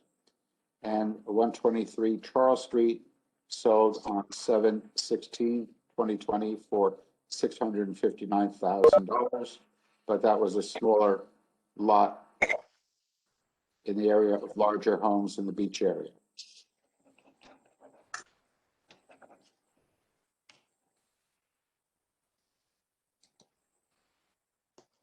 Any discussion on that information?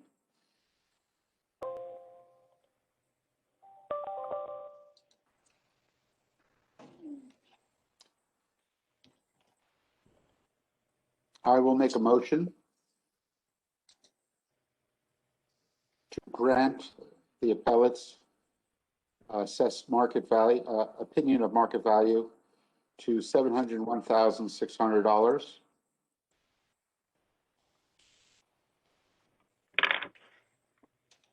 Is there a second? This is Paul, I'll second. Paulette seconds. Any discussion before voting? Kathleen? This is Kathleen. Paulette, can you just confirm Birch is similar to Flora, Oldfield, and Reef in terms of his, are you comfortable with his comps? I can't confirm that it, I wouldn't think that Oldfield, Reef, Lindbergh are as good as Birch. Flora Boulevard, different neighborhood altogether. Superior Homes, he's got their narrow, I wouldn't even consider that superior, but the one on Roland, that's the one I look at. That was only land value. Roland is a far superior location. Now, on Birch Road, he has a non-conforming lot. It's really too small. If somebody, those raised ranches, people are probably going to tear them down at some point and build. Mhm. He has a non-conforming lot. It's too small, too short for an A zone. So it's not going to be a slam dunk for somebody to build there. So that would lower the value. And being across the street from the school, people might think that's a great thing, but it's not when you live there. Some of the bigger houses that were done over, I think sold now years ago, so it's not the same value as today. Sold for less. It was right in front of the school. It created a traffic issue, noise issue. So that's not always the most popular.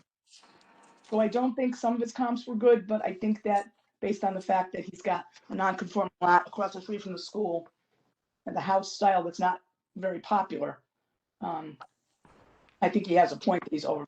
Let me put it that way. I'm sorry, I've got too many screens going here, Harold. This is Kathleen. He's at 750, and where does he want to go? 701. 701, excuse me, I'll bring it up. 7016. And this is Kathleen. $1,600. How did he come up with that number? I don't know how you got it. Is it an average or, He took it's Judy. He took the old assessed value, which implied a market value of 7016. And he kept the old assessed value. If you look on the second page of his documents, first full paragraph there, you see it. This is Harold. He's stating the old assessed value of 491,120 is implying a market value of $701,600. So I think he's taken that number, if somebody wishes to calculate 491,120 and divide it by the 0.7, see if they come up with that 701,600 to see if that's how he got to that number.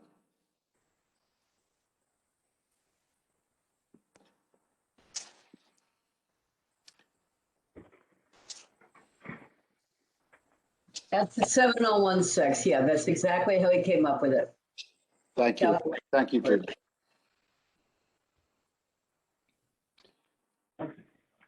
Any more discussion?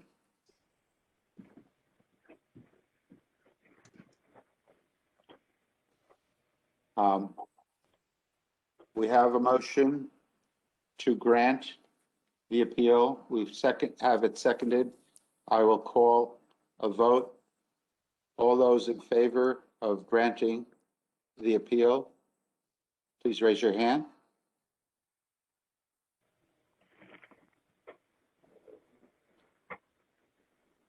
One.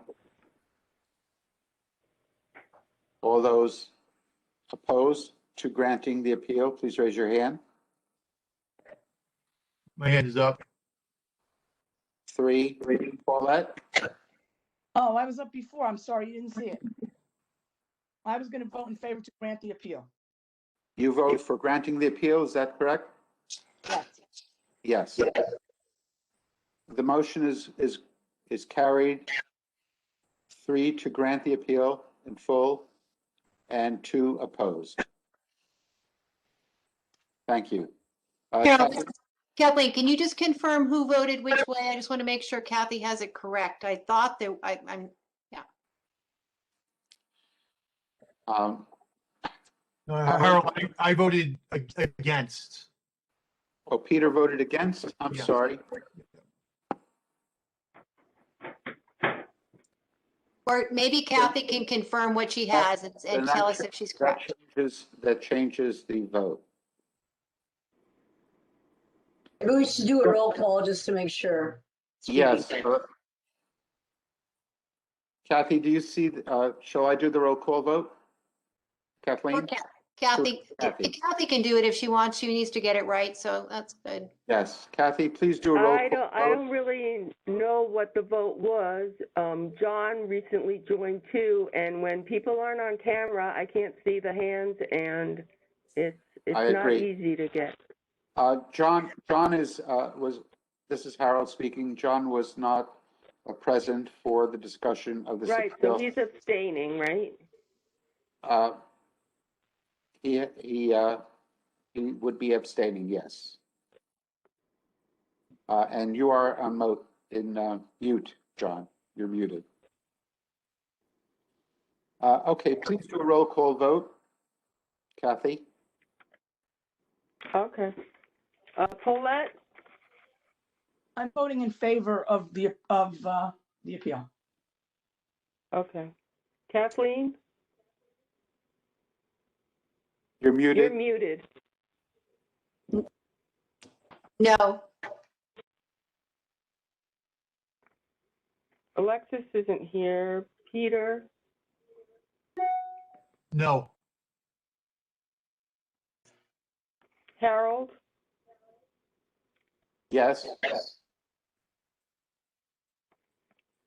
Ronique isn't here. John?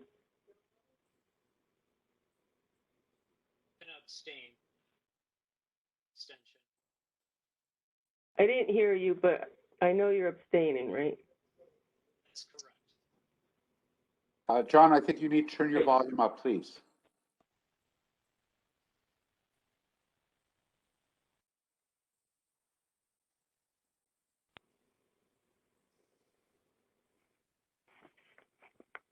Okay, Judy? No, Okay, so we have 2 yays, 3 nays, and 1 abstention. So the motion fails. This is Harold, that's correct.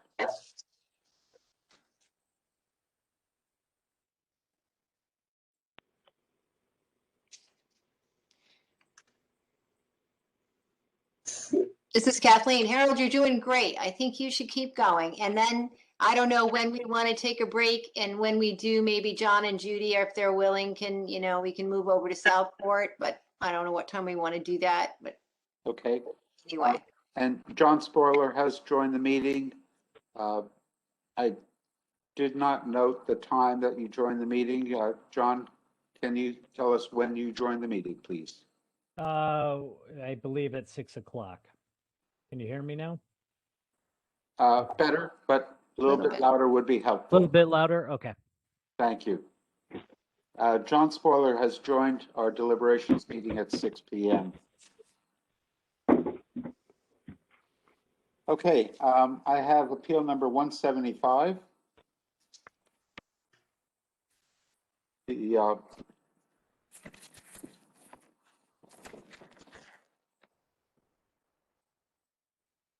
The owner is Paul DeGennaro. The property is located at 318 Lally Boulevard in Fairfield.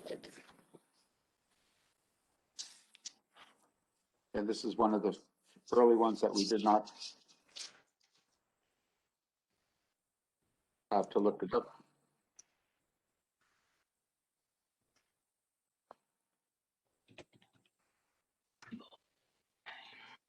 The town has the value of the property appraised at $759,700. And the appellant's opinion of fair market value is $641,800. This is a single family residence. Paul DeGennaro is an attorney, and he represented, he is the owner. Okay. I make a motion to grant the appeal. Yes, Kathleen. I can't hear you. You're muted.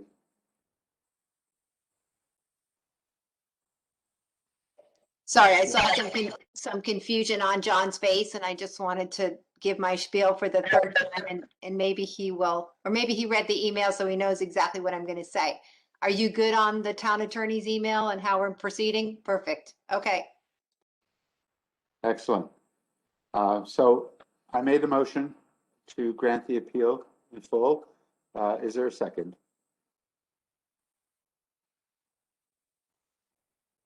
This is Paulette, I'll second. I have a second from Paulette. And I open this appeal up for discussion. This is Paulette. Harold, I have a question. I'm looking at the paperwork and I see a letter from Terry Keegan supporting the appraisal that was done by the Smith Company, but I don't see the appraisal. Ross, can you please check the file that you have on hand? Sure. What's the appeal number? 175. Owner is Paul Yep, right back. DeGennaro.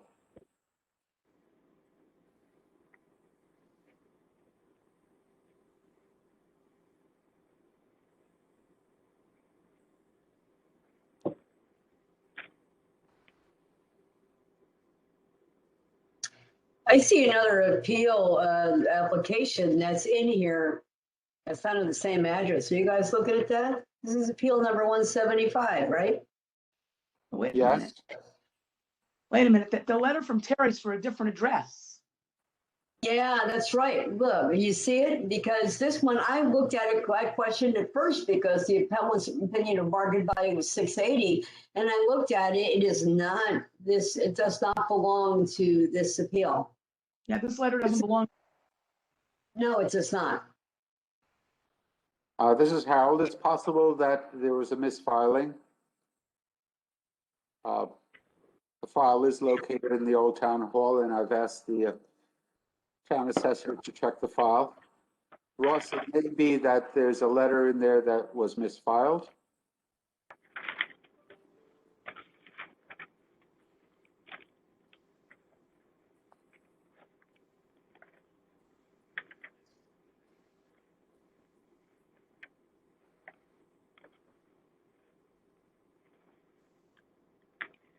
Well, I don't see an appraisal in here. I see the field card printed from Vision. There's some sort of map. 2 pages of that, 3 pages of that. And then there's a field card from 234 Lally that's been added, and that's all I see. This is Paulette, and yet on the appellate's paperwork, he said that he has an independent appraisal for $680,000. So maybe it was That's on a misfiled. different address. No, but the Paulette. address. Oh yeah, you're right. The whole thing is wrong. My mistake. Right, here's where it stops. If you look at, after that map. Let me look. Yep. Hold on, Yep. let me open up the online and see if it's This a is Harold. misscan. There's paper. This is Harold. There's paperwork in here for appeal number 290, which I believe is an error. Okay. Even the sworn Just so statement you says know, from we have scanned an additional 3,000 to 4,000 pages since you started, since we finished scanning the initial run of almost 10,000.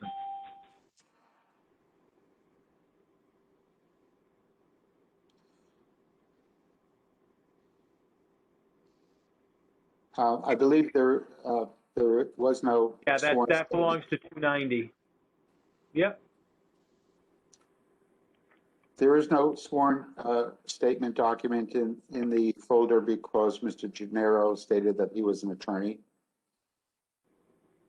Right, but those docs However, at the end would all go together. The page 7 map matches the physical file that I have.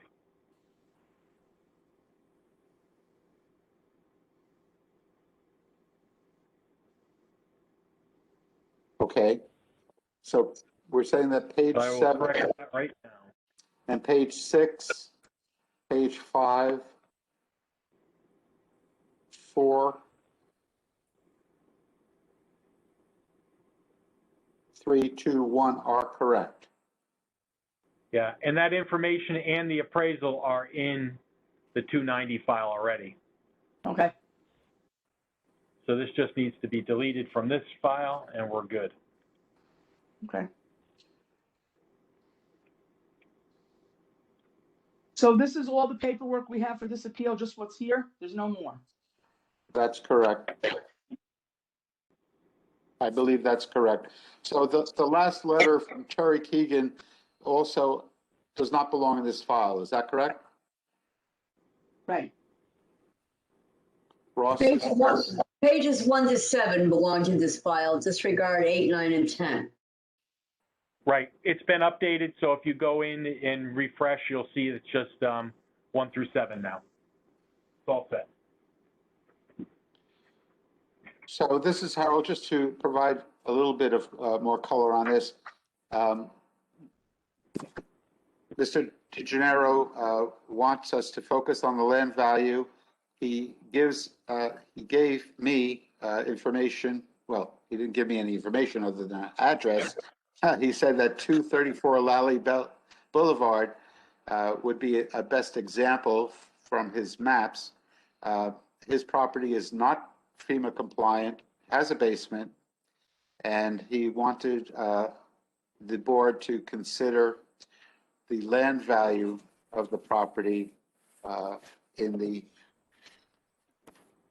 as the most important factor.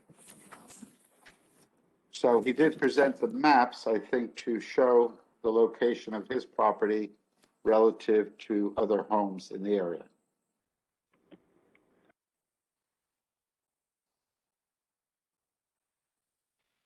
Does that information help us to discern the value of that property? Kathleen? This is Kathleen. I was just gonna say, I'm reading the small type under the reason for appeal. He's got a very small paragraph there, but I don't see any discussion of, sales value, only that other properties have other different values in the area, but I don't see, I'm looking to see anything that's supporting that 641,800 number in terms of comparable sales, and I'm not seeing anything. Right, I'm trying to read that small print. I probably should try to zoom in a little bit more here. It's talking about the demand. People want bigger houses. Evidenced by multiple market sales, historical and recent, but he doesn't say which ones. And did he give you any indication as to how he came to his 641 number, Harold? He does mention in the notes that there'd be a significant cost to raise the home, $60,000, and flood insurance, because it is not FEMA compliant, would be $15,000. So he's stating that the value of the home, because of the cost to make improvements to make it equal the town's value, would require these costly changes to be made. Right. I see that he also mentioned that he's directly adjacent to unusually, in his words, unusually high building. It's 3 stories. It's over 30 feet high. And it deprives him or the subject property in natural light and reducing marketability. as an existing home. So that's part of his argument there, I see it. Yes.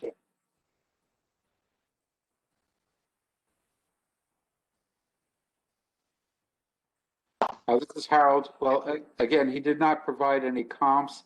His rationale for the reduction in the town's market value is based upon what he perceives to be the cost to improve the property to get it to that level. We have no comps to look at, and therefore I think that it would be very difficult to get down to his number based upon his estimates of what it would cost to improve the property. Certainly, lifting the house up would eliminate the lack of natural light. If he raised it, he would also be 3 stories high. So I don't know that his arguments are valid. Harold, this is John. I also noticed that on his field card that Yes, John. the appraised land value is actually for the number I think that he's looking for, 641,800. Is that correct? The amount that he was seeking is 641,800. 641, sorry, 641,800.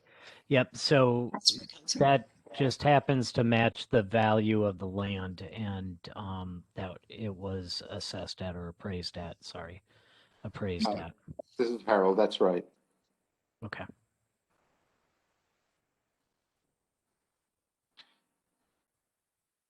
Any further opinions or discussion?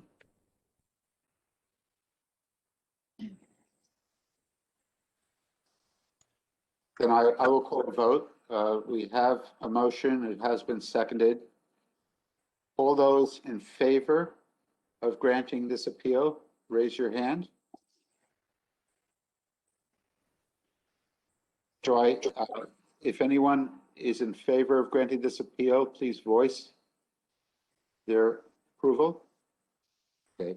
All those opposed to this granting this appeal, please raise your hand. My hand is up, Harold. Thank you. I think we have a unanimous vote, 6-0-0. At 1, 2, 3, 4, 1, 2, 3, 4, 5, 6. Zero, Harold, this is Kathleen. I think it's 060. We'll get used to it. Yes, the granting is first. Yes, okay. 060. Thank you. I have to put a big sticky. It's okay. The motion to grant is denied.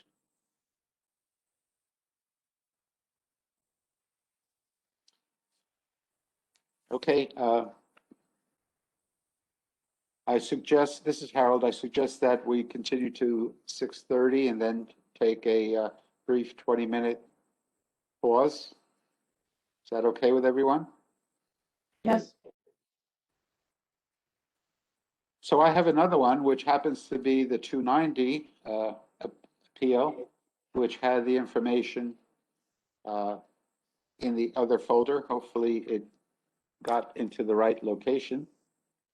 So the appeal number is 290. The owner is Robin Perzicki. This was represented by Jeff Smith, appraiser. I have to look it up again. Just one of those things. Using my phone computer. Yes. Harold, this is Kathleen. I'm just looking at the list here and you have 3 homes virtually within, there you have 451 Roland, 649 Roland, and 463 Roland. The town value between the 3 of them is between 763 and 778. So they're valued very closely. The ask amounts are a little bit different on the properties, but I was just curious to know if you looked at them ahead of time and whether they are fairly similar and we should perhaps, move all three together, or you would prefer just to do one at a time and then take, no action if you want to go to the next one after that. I'll leave that up to you if you are familiar enough with those ones. The other, I'm not, I was just busy pulling vision cards together, and because of a limitation I seem to have on my computer, I have to use my phone to bring up the records and review them. I had that problem early this afternoon, I'm afraid. The other thing we can do is take these three and set them aside, move on to another one, and then come back to these afterwards. Well, this is Kathleen. I mean, I guess, okay, just start one. I would just say, look, if we're struggling with it a little bit, we could move to the other two before we, if that's helpful. All right, well, let's continue with with one of these before we move on to another part of town, okay? So again, getting back to appeal number 290, the owner is Robin Perzicki. The town has the property valued at $763,300, and they submitted, it says seeking an independent appraisal, and they will submit it. During the hearing, it was mentioned that they want to reduce to $680,000. I haven't brought up the appraisal yet to see if that's the number that the appraiser, Jeff Smith, did on February 28th, 2021. But I make a motion to grant the appeal. Do I have a second? Judy Sablack, I'll second it. Judy has seconded it, and I open up for discussion. So as I was saying, there was an appraiser, Jeff Smith. He did an appraisal dated February 28th, 2021. He suggested we look at put most of the weight on comps 1 and 2. The property is not FEMA compliant. And the realtor was Mr. Jeff Smith.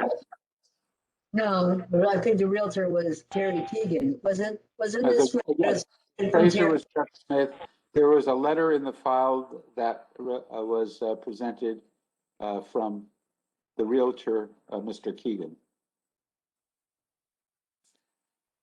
I need to review the information, but if anyone has had a chance to do that and has some comments, please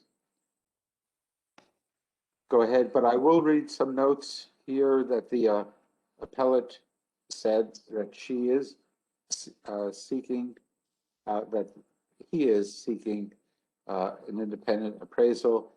The house is not FEMA compliant, decreasing in value, making it a possible tear down. It's becoming even harder to sell and to get financing.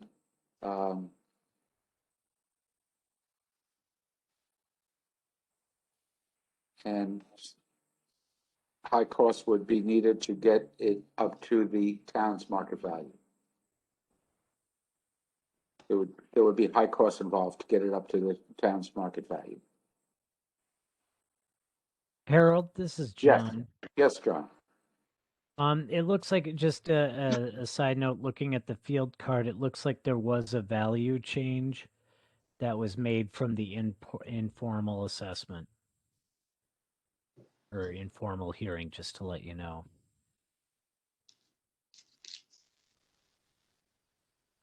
It looks like the assessment value was dropped by about 24,000. So divide that by 0.7, and this is where we need Ronique, right? To get the number, or just a calculator. Yeah. It's interesting, this is Harold, that they did indicate on their petition that they did not attend an informal hearing, so I'm not sure if the reduction is a result of the informal hearing or other, but there's definitely a reduction that appears on the card. That's true.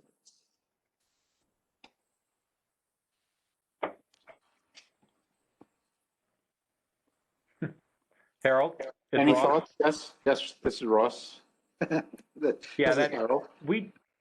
neighborhood 65 was reduced by 10% during the reformals or after the informals. So we brought the whole neighborhood land value down by 10%. Okay, So they may not have actually attended a hearing, but that whole area was dropped. this is Harold, and item 1 or code 1-1 relates to the land. Is that correct?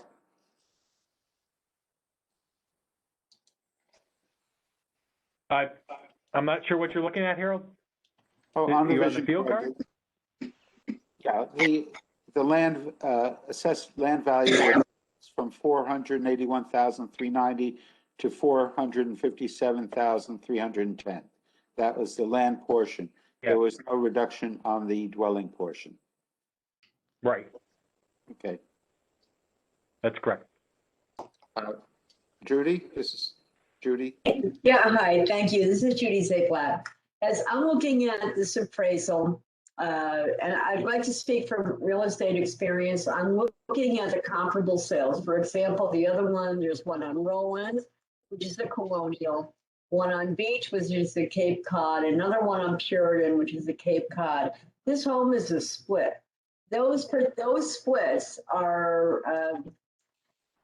they have a really unique, what we call like a functionally obsolete layout. And a split, well, even if it was a normal type of split, which is a unique type, it's just that beach area has all these splits. Fact of the matter is, a Colonial always, given everything the same, the land, everything the same, all the amenities of the home, everything the same, a Colonial will sell for more. And then after that, a Cape will sell for a little less, the same thing. And then a ranch. And then the split level is down below that. So when I look at these comparables that the appraiser used, those comparables are actually superior, much superior in layout to the subject. And as I look at that with a price of $680 from the appraiser, I think he's being very reasonable with that request. It's knowing the market, absolutely. And on top of everything else, it's non-FEMA compliant. 680 is absolutely, completely and totally reasonable. This is John. Judy, I have a question. I'm looking at the appraisal as well. I noticed that like for the first comp on Roland, and actually for all the comps in the first three there's no plus or minus for like the acreage or Colonial versus split level that you were talking about, etc. All there is the gross living area, looks like heating, cooling, and garage that was debited or credited with the adjustments. Is that normal? Would have debited, I would have adjusted Roland upward to meet the comp for the land. He didn't do it.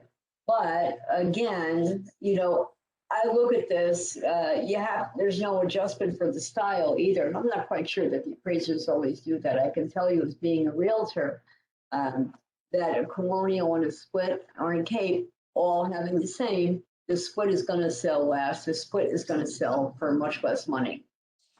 So, and I also look at the square footage. The split square footage is just, it's a really odd layout, the way that it works. And it's a functionally, and I'm surprised it didn't say it is functionally obsolete, but I would say call it a functionally obsolete farmland. This is Harold. If I look at the photo, it doesn't look like, perhaps something was added, but it doesn't look like a split level home. It's a unique beach area split. Down the whole beach area, there's a lot of those splits, and a lot of them got raised and, built up and rebuilt. You go Okay. down those streets, you're gonna see a bunch of those. But it's not the split level like you will see off of Black Rock Turnpike. Well, not any of those splits, but it's still considered a split because of the layout. So you walk into a room and then you walk upstairs to the bedrooms and downstairs to a family room. That's it. You walk into the living room and the kitchen and then upstairs to the bedrooms. It still has the technical split layout. He's being more than reasonable, by the way. More than reasonable. Yeah, this is Kathleen. I'm just, looking also at the spreadsheet. I know we haven't gotten to the next two, but I do see that those have town values, assuming the town was using the similar formula for the houses on that street. I do see the next one above that, Harold, they're asking to go to 600. And the one above that is at 778, and they're looking to go to 670, and it's valued slightly higher by the town.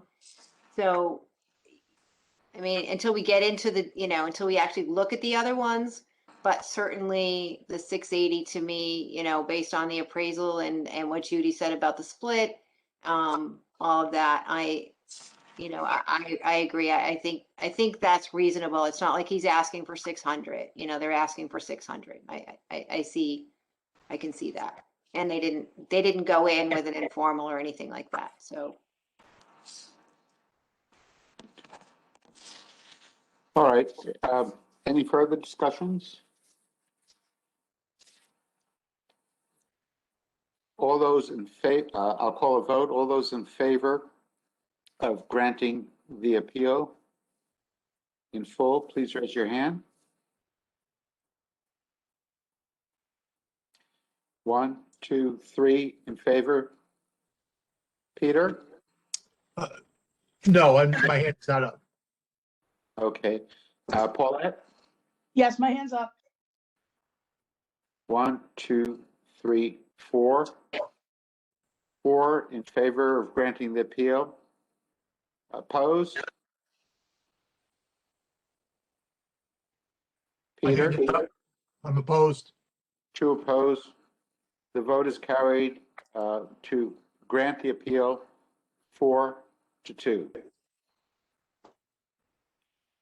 Okay, at this time at 6:36, I think we can take a break and come back to begin at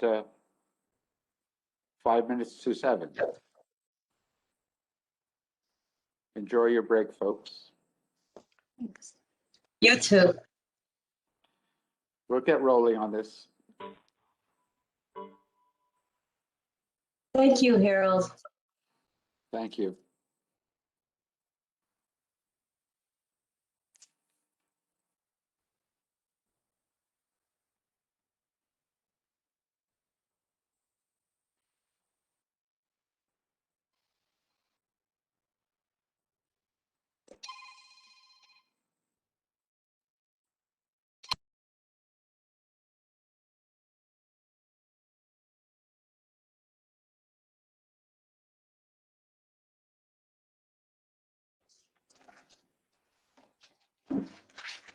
This is Harold Zawatsky. This is the resumption of The our. recording has started.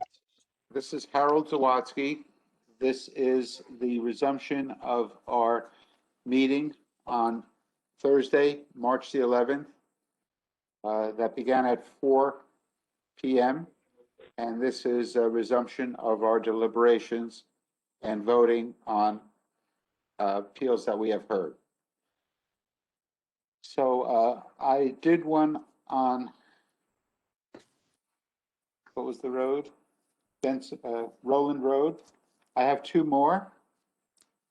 If that's okay with everybody, I will continue with those 2 and then we'll see where we go from there. Is that okay? Yes. Okay, this property is 61 appeal number 61 for 649 Roland Road. The owner is Alice DeZento. I believe that she is a realtor. The town has her appraised at $769,500. And the appellant believes that the value of her property as of October 1st, 2020 should be $600,000. It's a difference of $169,500. I make a motion to grant the appeal. Do I have a second? I see a second from Kathleen. I'm opening up this appeal for discussion. Judy? It's just something I want to state for the record. Yes. Previously, it was mentioned that an owner was a realtor and an owner was an attorney. That has no bearing on any case. I don't see why we mentioned that. This is how, yes, I don't mention the careers or job descriptions of anyone else, but it was mentioned to me during the presentation by the owner of what their position was. And I think it's worthwhile mentioning if someone is an attorney, because that's the reason that they were not sworn in, because they are already an officer of the court. And Ms. DeCenzo did mention to me that she is a realtor, and that's why I was just repeating what she said. But I take your point, and if it's not necessary to mention a person's profession, I certainly will not going forward.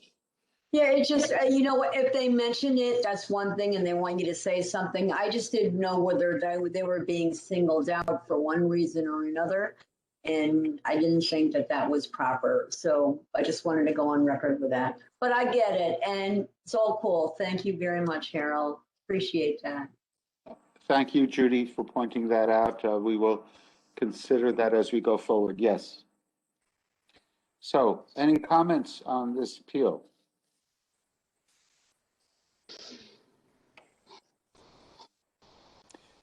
So I will mention a few things that was told to me during the hearing process. The issue that Ms. DeCenzo has is with the wetlands, and she provided pictures and maps showing the wetlands. She stated that she wanted to fill the wetland area, but the town did not allow it.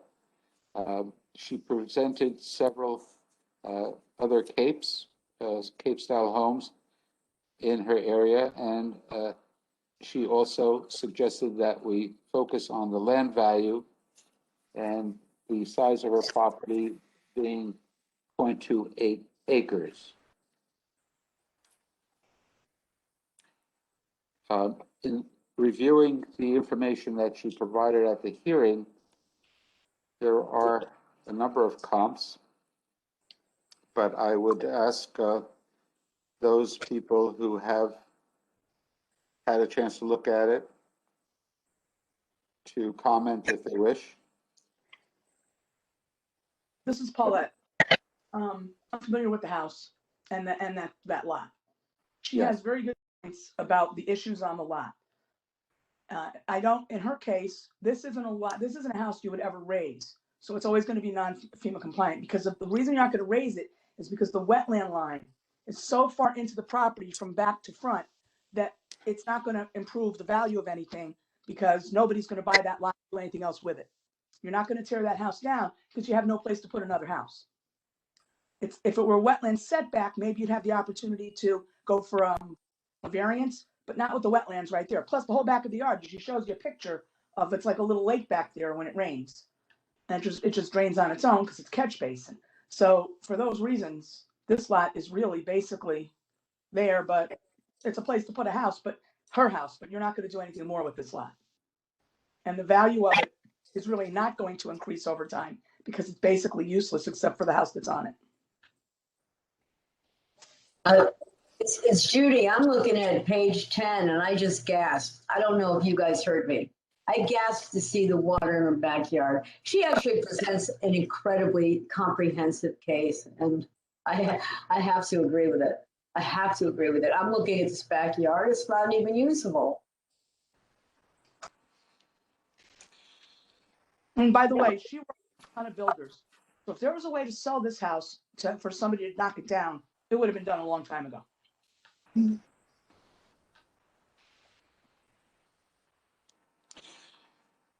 This is Harold.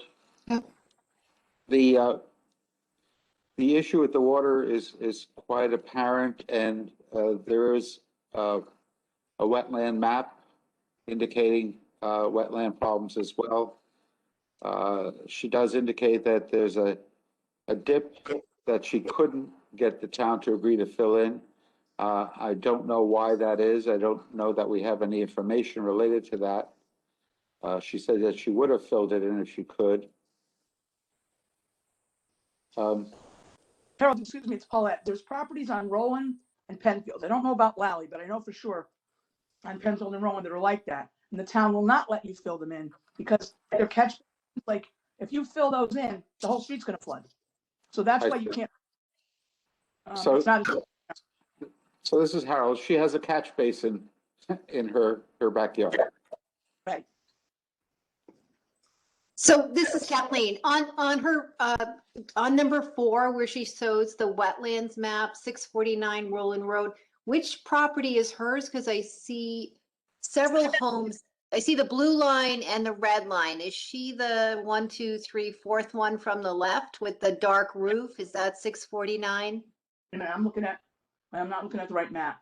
Yeah, it's page number 9 in her supporting documents. It's right there. She Yeah, shows you. Yeah, that's correct, Kathleen. Judy, that's correct. If you look closely, the number is actually listed on the roof. Yeah, I think I need to zoom in a little bit. Got it. Okay, so there's several other properties on this road that are very similar, right? The blue line basically cuts through their homes. The red line in the back comes into their lot. I see what looks like a new construction, something going on at 355 there, where a corner of the red and the blue line goes through their entire house there as well. So I would just maybe, again, look at the field card for this one or the field card for the neighbors. Is there some reason why she doesn't have adjustments for her wetlands and her neighbors do? Because it looks like almost everybody on that street has the same blue line and red line that she has. And her lot, she's got the deep lot. So I just would, I'm not saying what you're not saying isn't true. I just don't feel like she is, unusual to the majority of everybody else based on the way that those lots look.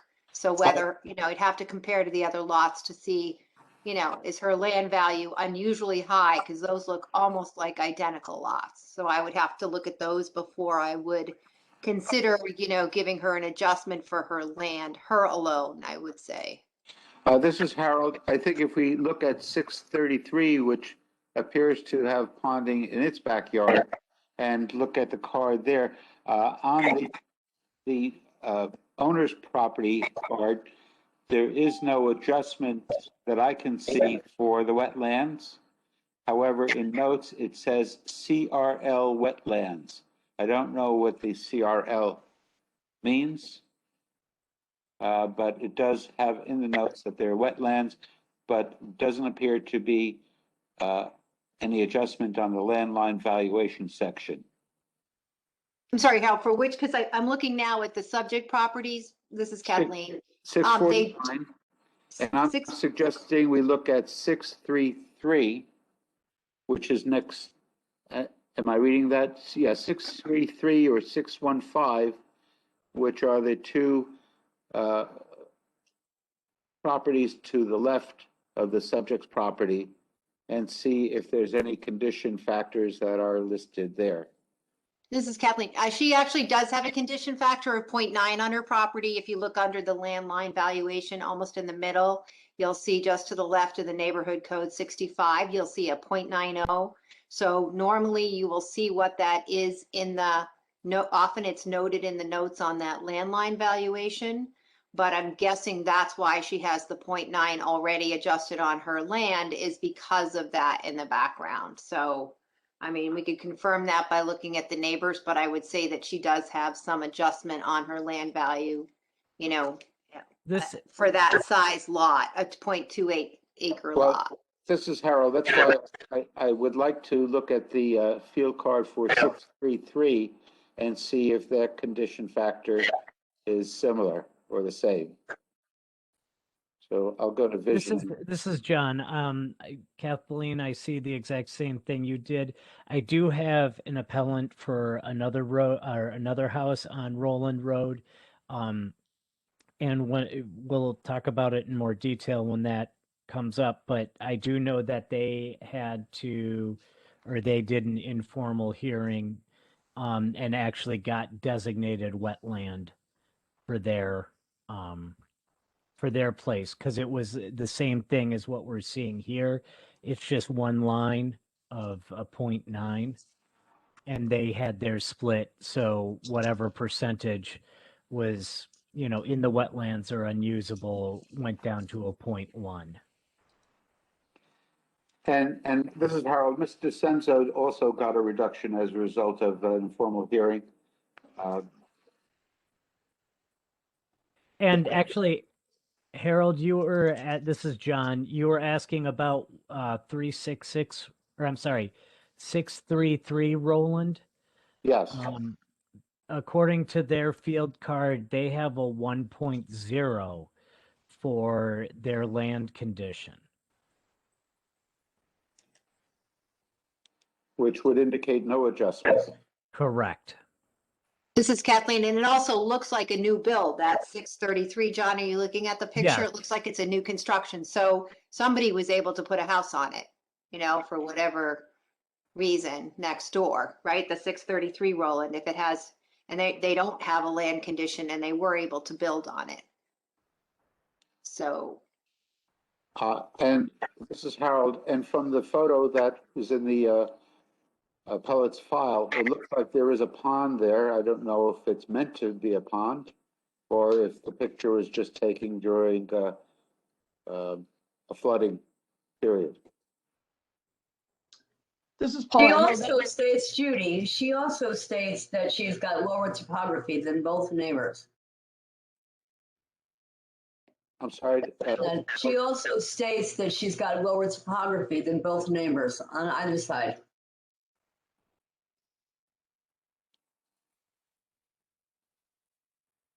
That's at the top of that photo of the lake in the backyard. Okay.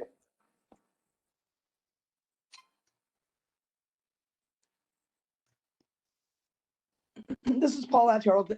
That actually is water that accumulates. It's not supposed to be a lake or a pond that accumulates. Oh, no, I said that in almost in jest, Paulette. I realize that. No, Just I know. so you- Harold mentioned something about looks like a pond back there. That's why I was saying that. Oh, okay. No, it's not. It's meant. It is like a pond. This is Harold. I was questioning the description or the appearance of that water in the backyard in the aerial photo. Yeah, but it's yeah, that's that catch basin thing. That's because the property's lower. That's where the water accumulates. It eventually drains. It's not like that every day, but every time there's heavy rain, I've never seen it when there's been heavy snow. I assume that it sits there too until it has an opportunity to drain back in. And I don't know if hers is, I'm sure she would have taken a picture if it was worse than that, but I've seen some of them where it actually looks like there's a current. There's so much water moving, pouring in there. So it's a serious issue. Now, we don't know that, what is it we're looking at? 633 is the other one? We have no way to know if that one does the same thing. So it looks like on the other side of the appellant, they at 657 Roland Road, on the map that we have provided by the appellant, again on page 9, it looks like they have more, of the flood zone than the appellant, slightly more. And they are also listed as a 0.1, or I'm sorry, not 0.1, a 1.0 for their land on there as far as that goes. So it seems fairly consistent. We can even take the next one of, what is it, 679? 679, yes. Okay, let me just look that up here. Okay, at 679 on their field card for the land, they have a 1.0 condition as well. So it looks like the appellant has some type of discount for the land, but my guess is probably not enough based on that picture is what it is. And I'm thinking that you know, the town and the evaluation has not gone through and factored in the wetlands for most of these houses. Or else there would be a split of one with like a 1.0 and then another with a 0.1 to account for the wetlands, it looks like. This is Howard. Well, is the wetland intrusion on the subject's property greater than the neighbors, I guess, is the question that we are considering. And therefore, should her condition factor be different than what the neighbors have, or even different than what she currently has? I don't. In my opinion, looking at the, again, oh, this is John. Sorry. Again, looking at the photo that was provided with the wetlands map, and I believe it's from the GIS, I would say all those ones should have some portion of wetlands, even though it's not there and she's the only one who has an overall deduction for the land.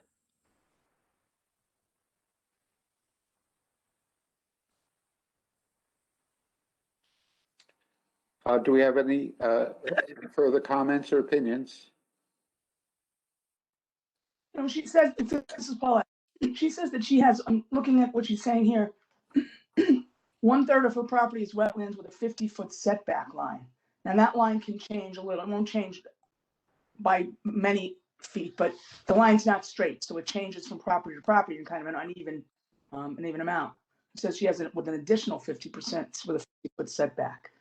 Let's see. She's also saying that something sold, so I'm trying to find it. Something sold in February on Lally Boulevard that had no wetlands. The builder raised it to rehab it, and it sold for $600,000.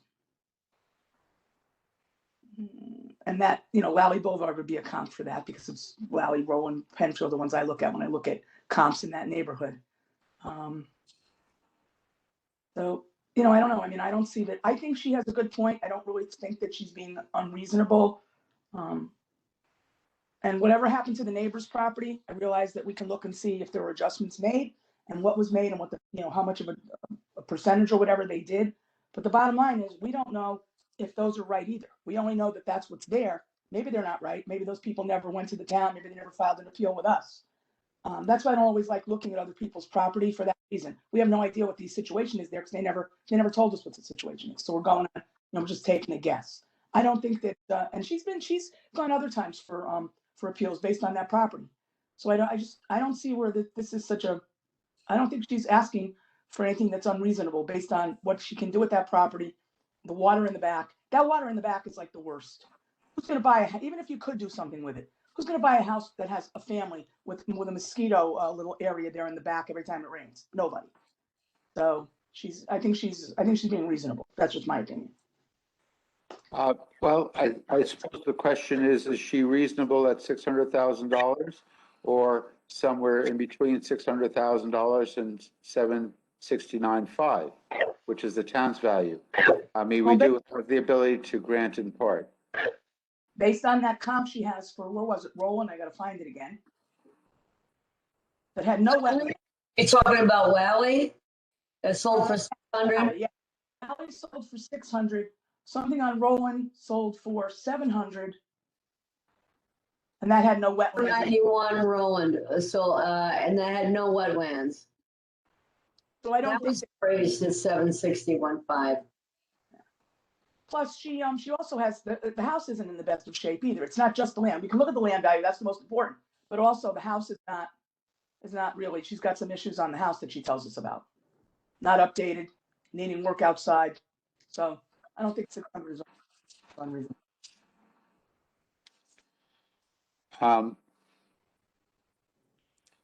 We don't know about FEMA compliance. That's okay. Oh, she's not FEMA compliant. She's not FEMA compliant.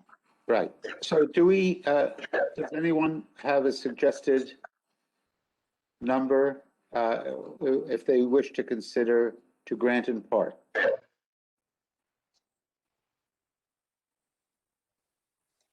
John, you're raising your pencil. Yes, I am, because I'm trying to work out a number here of my own based on if we take a third of her land and compute it at the 0.1 value that is I'm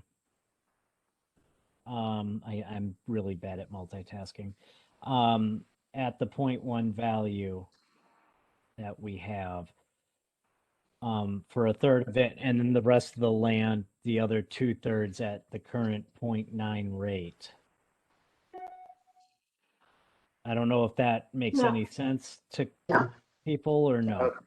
I think I see Kathleen raising her hand. She has a comment, and also Judy may have a comment. I'm not, but Kathleen, why don't you go first? So I mean, my opinion is, she's at 769 and she wants to go to 600. She's been to an informal already. I just think $170,000 drop, when she already has a land on her, adjustment on her property, and to pick a couple other comps at 600.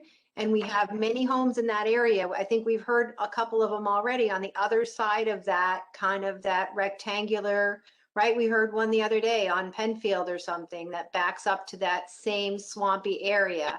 And I just think we're going down a slippery slope if we start to do something for one person who backs to that whole area without being 100% sure that this is one of those properties that is, a foot lower than the rest of the others. And it's very, her garage looks low, but her house is higher. One of the other people seemed to have raised their house right there. I've had wetland setback lines on all of my homes, so I'm used to that process. It doesn't mean my house is wet. It just means I have to, get variances and stuff. And I don't know about filling it in and all that. I'm just saying, I'm not comfortable with that number at 600, given that most of the land lots down there, we were just talking about lots going for a lot of money that are wet, pretty swampy down by the Penfield. So I'm not comfortable making up a number. I'm also not comfortable with the 600 number. This is Harold. We did do a house, similar size lot, on the same street in a previous appeal, and we did grant the owner's approval that was requested for $680,000. That property did have a full appraisal. This does not have an official appraisal, but we did go with the appraised value. I believe, yes, we went with the appraised value on that. And I'm wondering if you consider a similar number based upon that appraised value, the appraisal that was done by a professional. Judy? Can I just, oh, go ahead. Go ahead, Judy. Hi, it's Judy. I really appreciate Kathleen, your comment, and Harold, your comments. I have a question. For the appeals that we have heard, has anyone submitted a photo of their backyard with all of that water, water accumulation? Do we have anybody else with that same? Because that having wetlands and having a water accumulation to that extent, it's quite different. I have another property where the appellant claimed significant water buildup that during heavy storms takes 30 to 40 days to drain. And when it does drain, it creates a river into the wetlands behind his house. So yes, I haven't heard them all 650, but I'm sure there's some in there. Well, I'm talking about, it's Judy again, I'm talking about the beach area. And if I'm going to take a guess, is that if her neighbors didn't fuss about that, then they probably don't have that problem. So she can't be valued at that same number, and she also can't sell the house. She's got to disclose that she's got all of this water buildup. So it's a much different piece of property than both neighbors. This is Yeah. Harold. I'm not opposed to a reduction. I'm just considering the reduction that was requested on another property where there were condition factors, and the value estimate by the owner and the appraiser was based significantly on the property's condition. This is Paul and Harold. This is Peter. Yeah, Peter has a comment. Yeah, I am looking at the GIS photos of the neighborhood, that area. I'm not saying I can tell, what's wetland or not, but I think, maybe it's just something to take a look at here. This is Paulette. There's two problems. We keep talking about wetlands. Yes, she has wetlands on her property, but like Kathleen said, a lot of people, she had them. But this is more than that. That water has nothing to do with wetlands. That has to do with the fact that the land is lower and like Judy pointed out, her neighbors aren't complaining. She's getting a ton of water. Probably because she's taking off her neighbors and draining into hers because hers is lower. They might not really feel the effect of ponding like that because she gets it. So it's not just the fact that it's wetlands, it's the fact that she's got a property that floods. And I don't think the others do. That's right. This is Harold. We recognize that, and I think that the assessor's office has also recognized it, and that's why there's a condition factor of 0.9. Yeah. Just wondering if that's enough. It isn't enough. It isn't enough. Their value ends up being 700 and whatever thousand. I'm not on that page now. Yeah, All right. 700. Kathleen has. Yeah. So how about this? How about, I don't know, whether we take no action or not, how about we get a little bit more information on how that wetlands behaves back there? The conservation department has to deal with that. The drainage deals with that. We know from DPW and the floods, because it's below sea level back there, the water comes in and only drains out when, the tide is low enough. So that area is a problem for everybody down there. And I feel like as a board, rather than just trying to pick at one and the next and then have the other ones come back next year and say, well, I had the same problem, I just didn't come in, that we get more information. And at some point, before we're finished, we can decide to take a look at all of those homes in there, figure out the sea level and the problems, and then perhaps give them adjustments if it's warranted on the properties, but deal with it as a whole and don't do it one at a time because, I don't think we're experts in who has more water than the other. I think that whole parcel, I think they had to pull a boat out of there once and the garbage and everything, they had to clean it out because it accumulates all the trash in there when it floods. So conservation has to go in at certain times and clean all that stuff out of there. I don't even know who owns it. Is it town land in the back there? Yeah, it's definitely a problem and it may be on the list of things to fix in the future.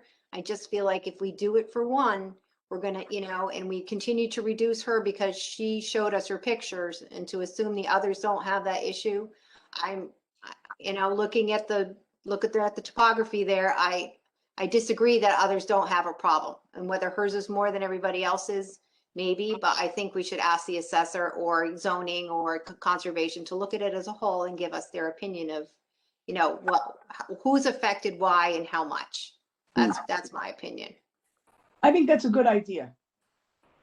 Although I don't. And we can do that. This is Kathleen. I mean, we have the authority to, we don't just have to talk to the people who come in. If we feel strongly that something needs to be done because the market values are not what they are based on some conditions like that, just like, sometimes we find that we feel that there are streets or properties where the traffic is not being treated properly with the vision model, the way that they have it set up, and we feel, more comfortable that there should be, land adjustments on all of these. And, I believe we can do, I'm pretty sure we can do that. And rather than trying to spend a ton of time on all these, because we may have more with this land, with the same complaints, there's a lot of properties that back to that rectangle there. Yeah. Let's just say, okay, let's put them on a list. Let's see what they are and let's see how we can deal with them. If we want to give her an adjustment for some other reason right now, I mean, that's a separate issue, but I'm personally not seeing the 600 supported. And if we can help her with a land adjustment later on, because everybody's got water back there and there's a problem, I'm comfortable doing it that way rather than trying to figure her out alone.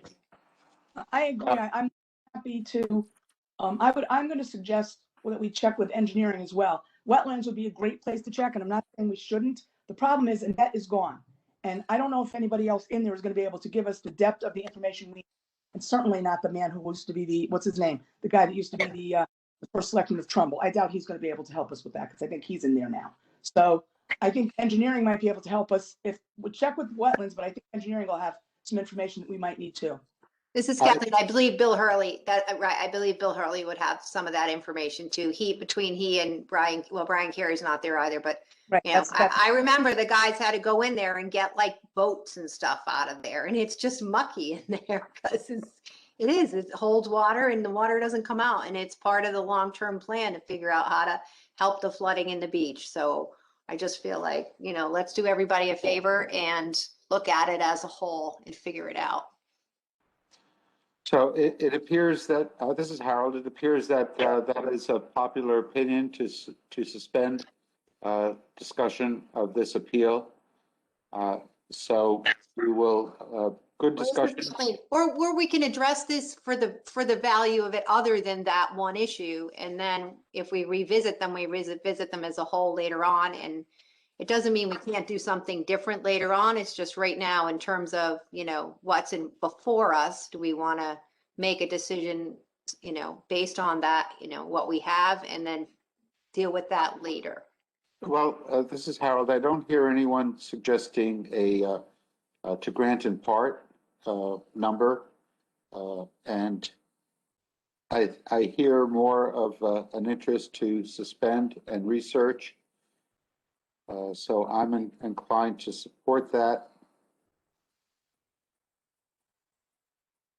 Does anyone wish to present a grant in part number?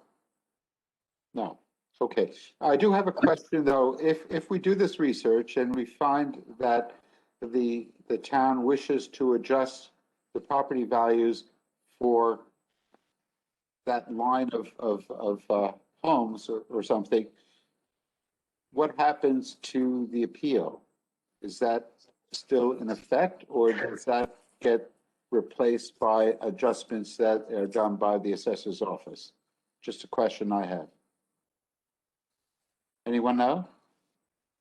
This is Kathleen. I mean, I can guess, I think, do I think we have to do it as part of her particular appeal? I don't think we do. I think we can vote.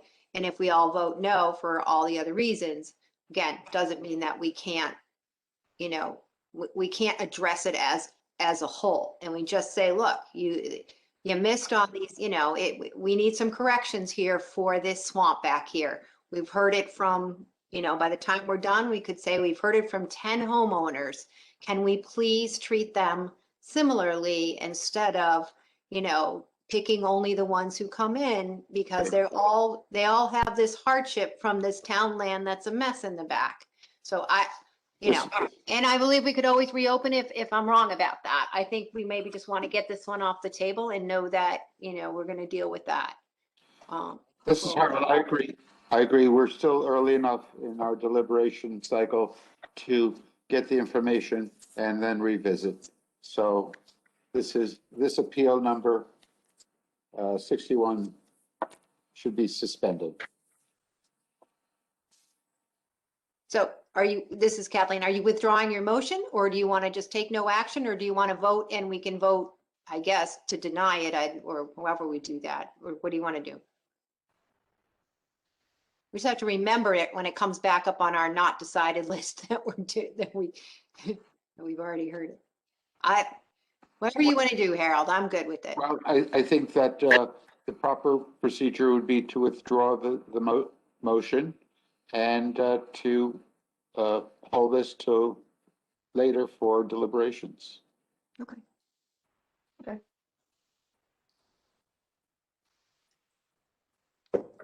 I do have one more.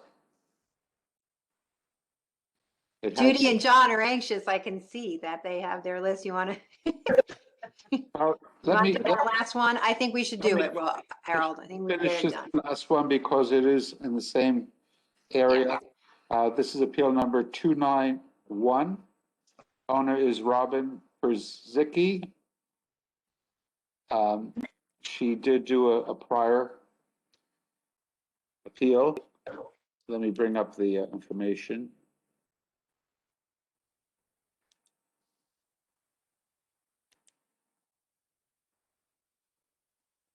And somehow I did get my computer to work again to bring it up, so I'm happy. The town has this appraised at, make it a little bigger, $778,200. And there is an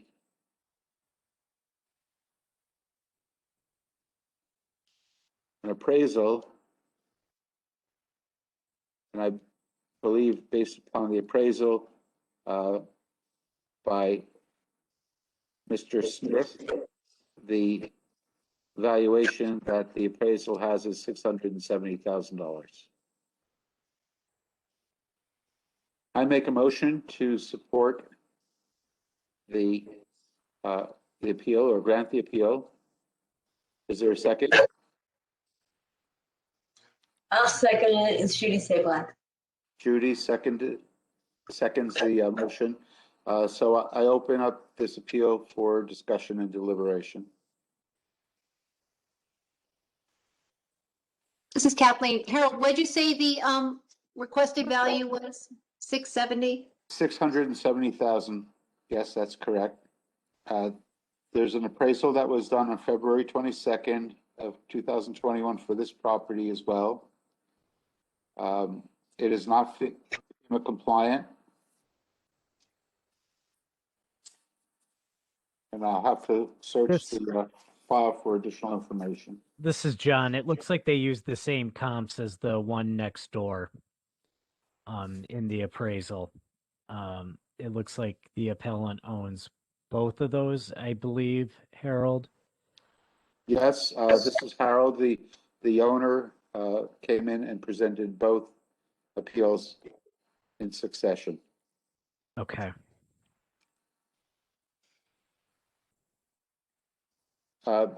Any discussion? Then I would like to make a motion to approve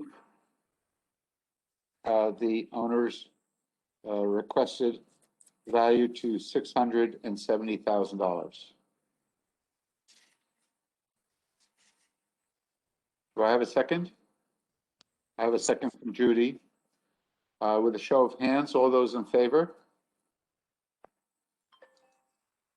I see 4 hands.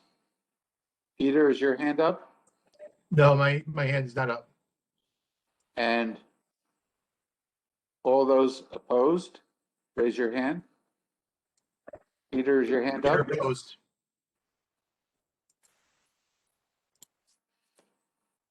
The motion to grant the appeal in the amount of $670,000 is granted.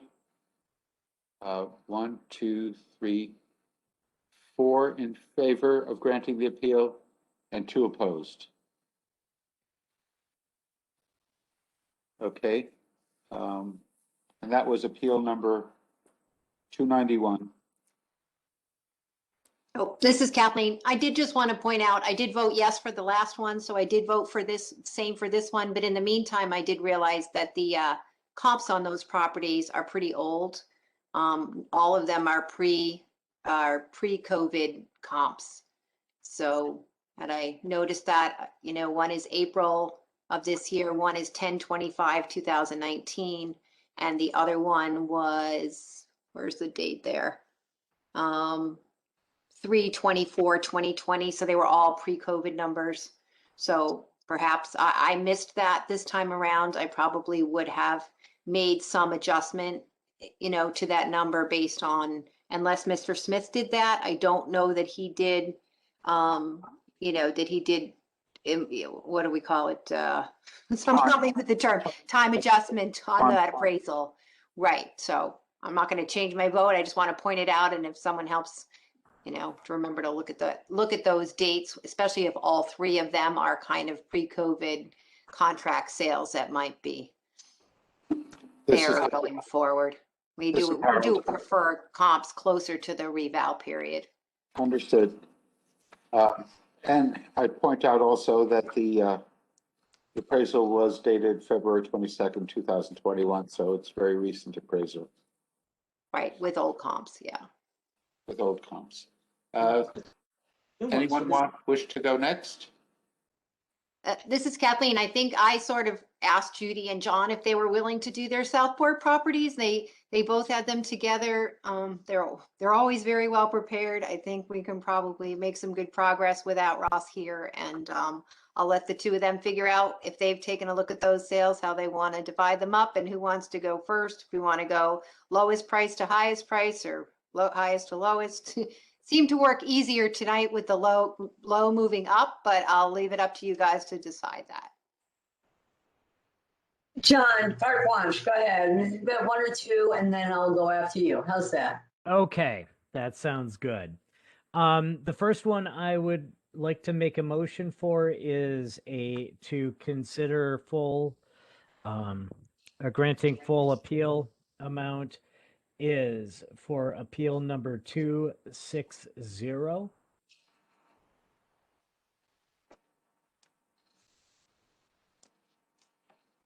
Okay. The owners are Lisa and Theodore Border. The property address is 30 Westway Road. That was appealed. So if you take a look at the picture in there, this is basically it's a piece of land that is part of the tidal basin. At high tide. This is Kathy. Do we have a second? Oh, sorry. I get excited and just, you know, roll along.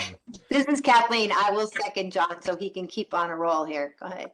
Okay, thank you. Thanks for keeping us honest. Okay. And so with this property here, since it is is part of the tidal basin, it's underwater at high tide. They are not able to build on it. Again, you can see the picture that is with the field card here. So the property came with the house across the street that they own and live in. They are asking for a value of $68,200, which I believe was the last reassessed value. The town has valued the piece of land at $72,900.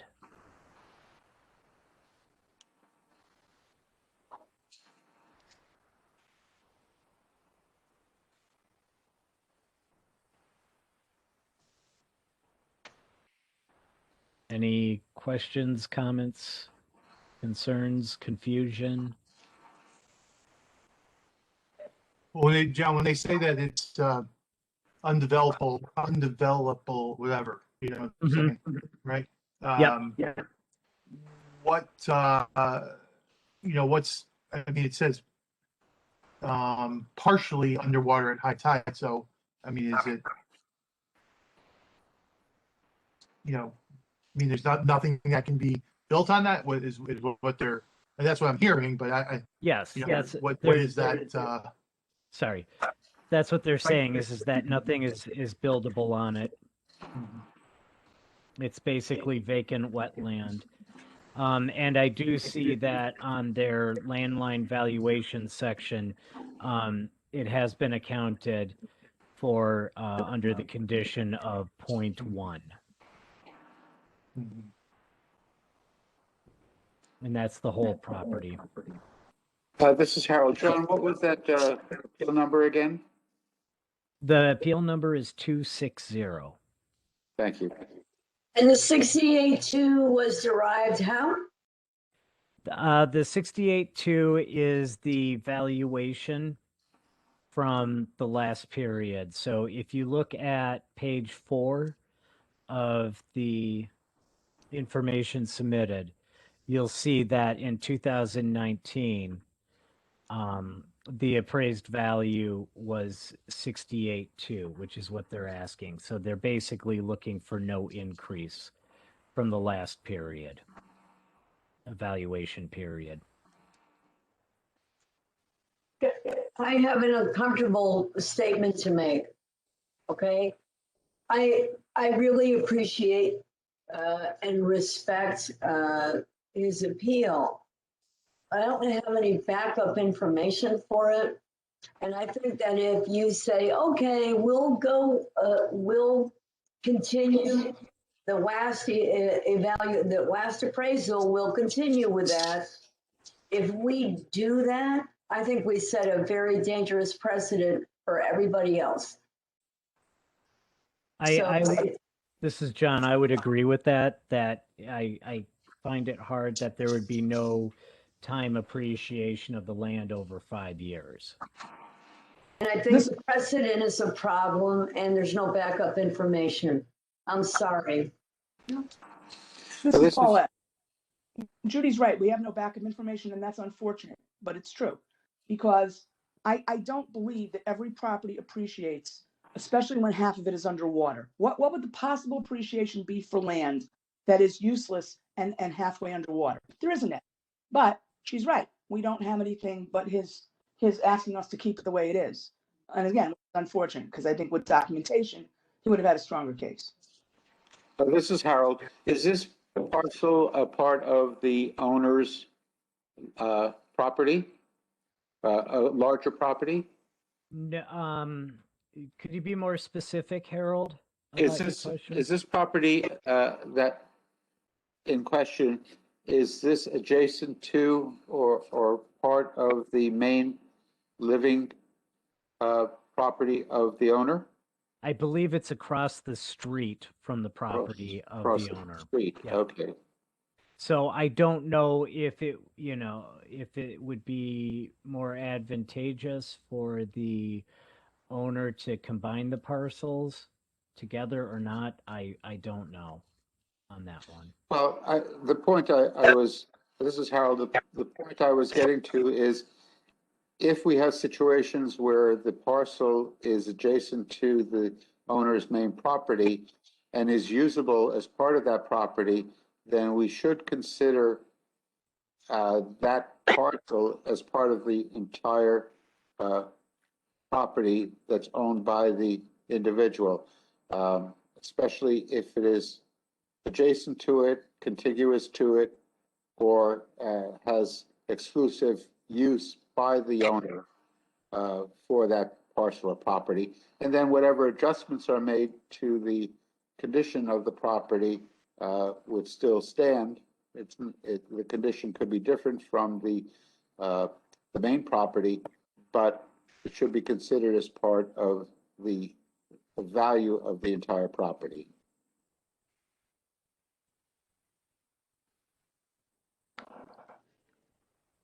This is Paulette. This, Field given that this is across the street, that does not hold as much for this for that argument.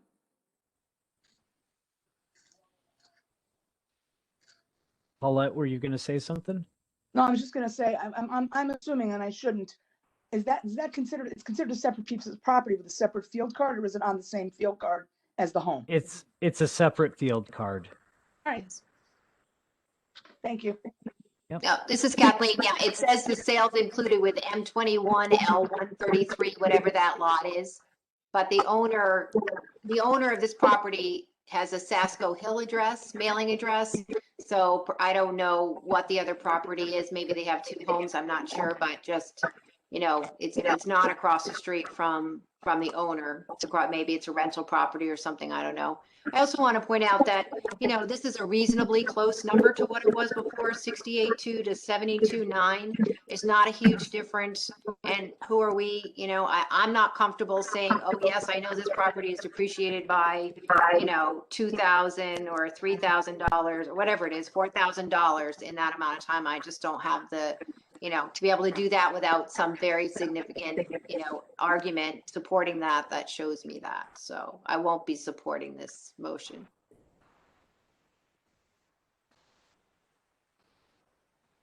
It's interesting that you pointed that out, Kathleen. This is John, by the way. I keep forgetting my own name. It's interesting that the current owner has the Sasko Hill Road address. And then on the application, they also mention that the property location is 30 Westway, and then the contact information is 25 Westway. So 2025 is right across the street. yeah. That would be across, but not the Sasko. I'm just looking at the mailing address of the owner, and they may have multiple properties. It just, This is enough. Harold. I believe I'm familiar with this parcel of land. It is across the street from the 25 Westway Road. And there are signs often posted that please curb your dog, do not use this property.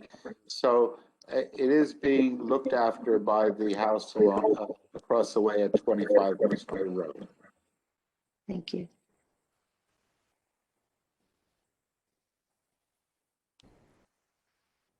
Any further discussion? Do we have a motion? Motion's on the table to grant full reduction that's being asked.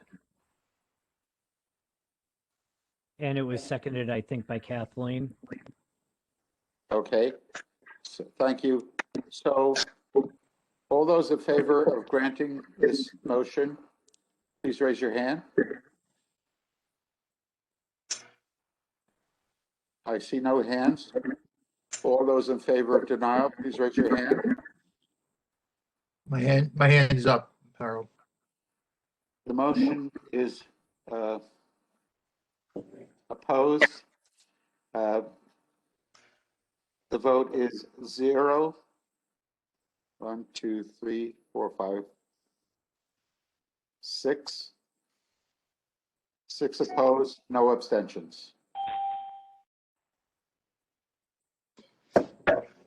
Thank you. Thank you, John. Yep. I'm just trying to figure out which one I want to go next with. Okay. The next appeal number I would like to present to the board is 595. The owner is, or the property address is 580 Harbor Road. The owner is Cynthia Lautenbach, and the appellant for this one was attorney Chris Russo on the owner's behalf. Okay. The town value for the property is $4,240,300. The requested value to be changed to $3,800,000.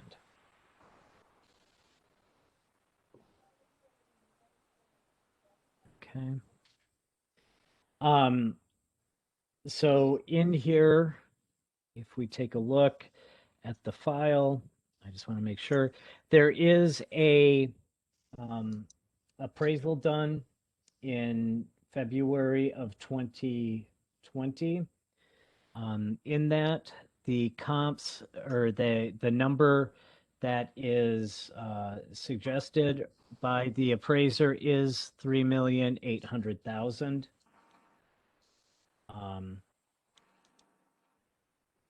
Let's check here, my notes. So you'll see that there is in the comparable sales, we have a house that sold.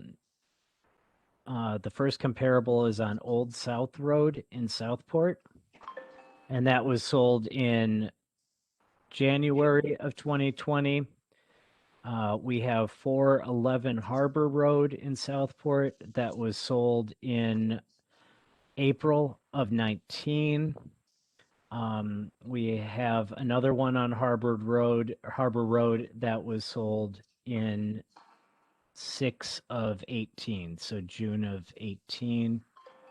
With those,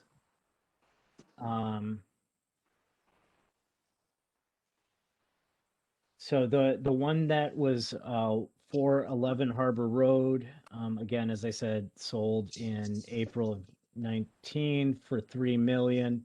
The town has assessed that property at 3.54 million in 2020. The comps that recently sold are smaller houses. The property has had no work done since 2015 reval. They did go through an informal hearing with no change. And really the main argument for this is based on the appraisal.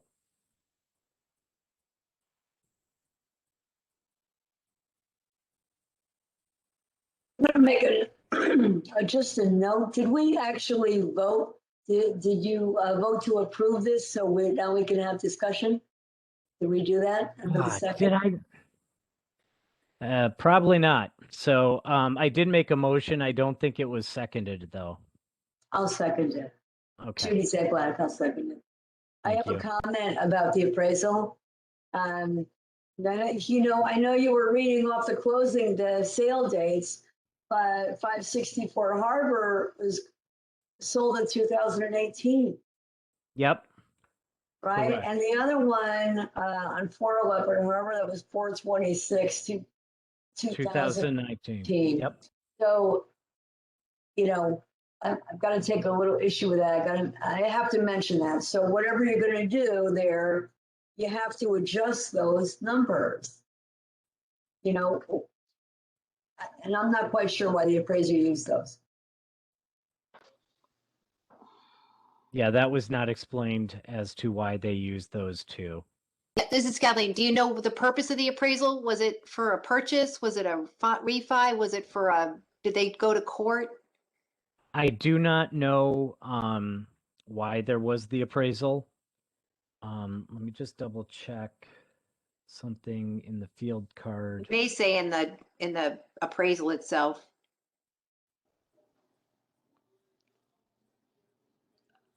Yeah, it says the purpose is to provide an opinion of the market value. That's all it says. I mean, that's all I'm seeing.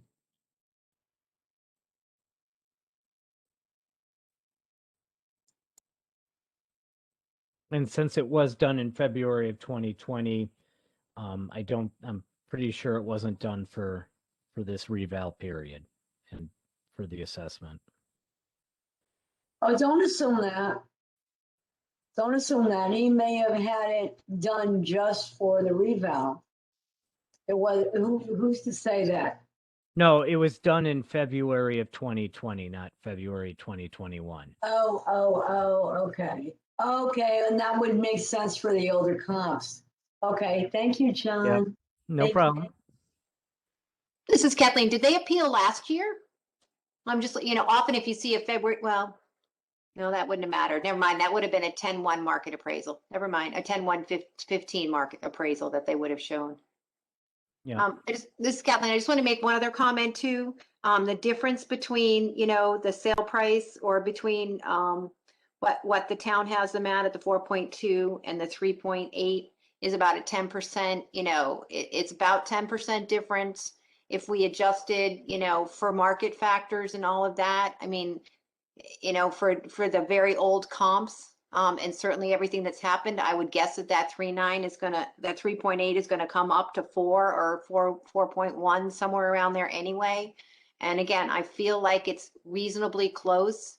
And I know I'm not an expert enough to know what the difference is between a $4.2 million home and a $4 million home to know to be confident that this, that this taxpayer is It's an outlier. It's an outlier, exactly. And if they had comps that were closer, I mean, because we know there's a significant amount of sale data in the Southport area, and they had redone the reval, or they had updated it or added some paperwork in here explaining, how they would adjust it up based on the fact that it's a year old. I feel like they could have, perhaps made a better case. But it's not like it's $1 million difference to begin with. It's, it's 4.2 to 3.8. And again, it's a year old appraisal with data on it that's even older than that, right? There's an 18 sale in there. Yeah. So Correct. I'm inclined not to support this request. This is Paulette. I think the reason that they didn't use more recent sales, this is only my idea based on what I'm looking at now in the MLS, is that there were no other Southport sales except for June 26, 2020. Now we could say, well, they could have waited because, they would have had one comp at least, but they wouldn't have had any others. Had they come to us with comps in other parts of town, we would have said, oh, but they're not close enough. So at least these are close. Now let's forget about those comps for a minute. The difference between a $4.2 million house and a $3.7 million house is the condition of the house.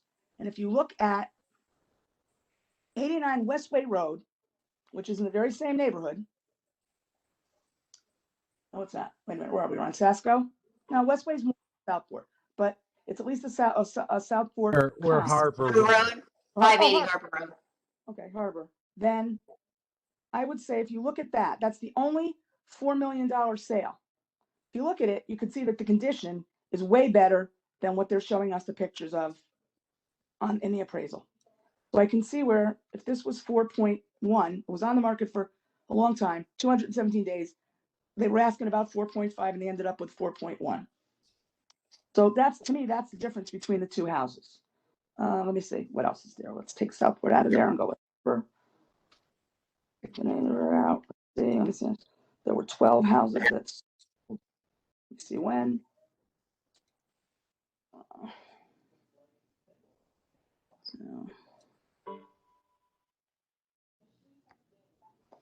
Okay, single line. I'm trying to find the single line so it's faster for me to use. Let's see.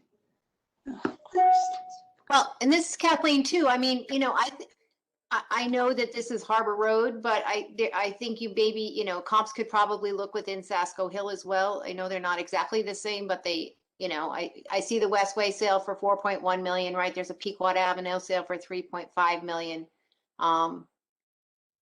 If you want to look at Sasco, did Sasco have, sales around 4 million? That's 60. It's that neighborhood. 67. No. 68. I don't know. I mean, I think I've.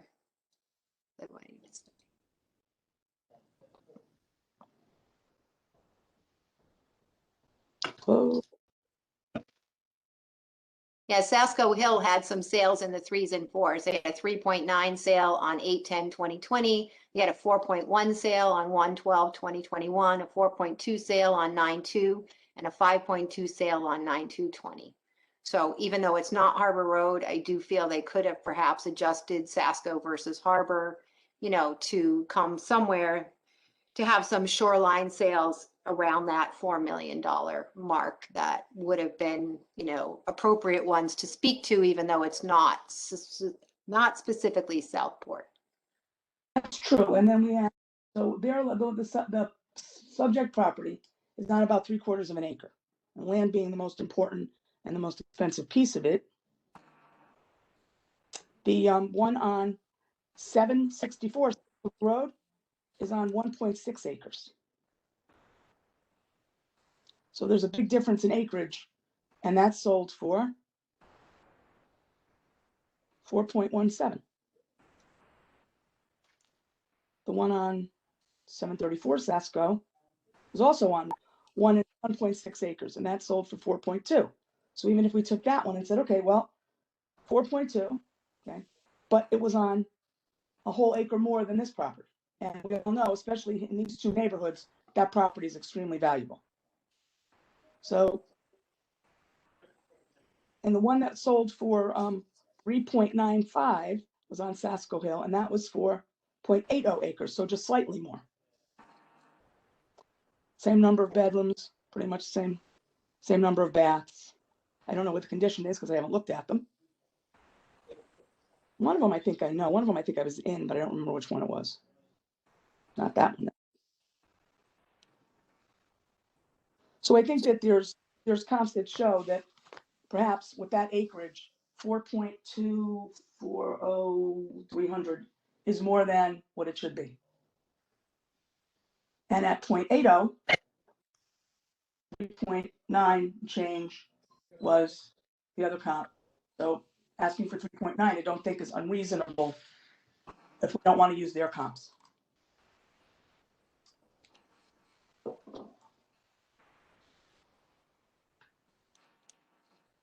And by the way, the house, like you said, house, they haven't done much of the house. And if you look at the pictures, that's obvious. Can't remember when I've seen a pattern, that pattern.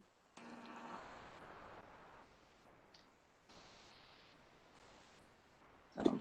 They do include, looks like 2 sales on Harbor Road as well on page 27 of the file.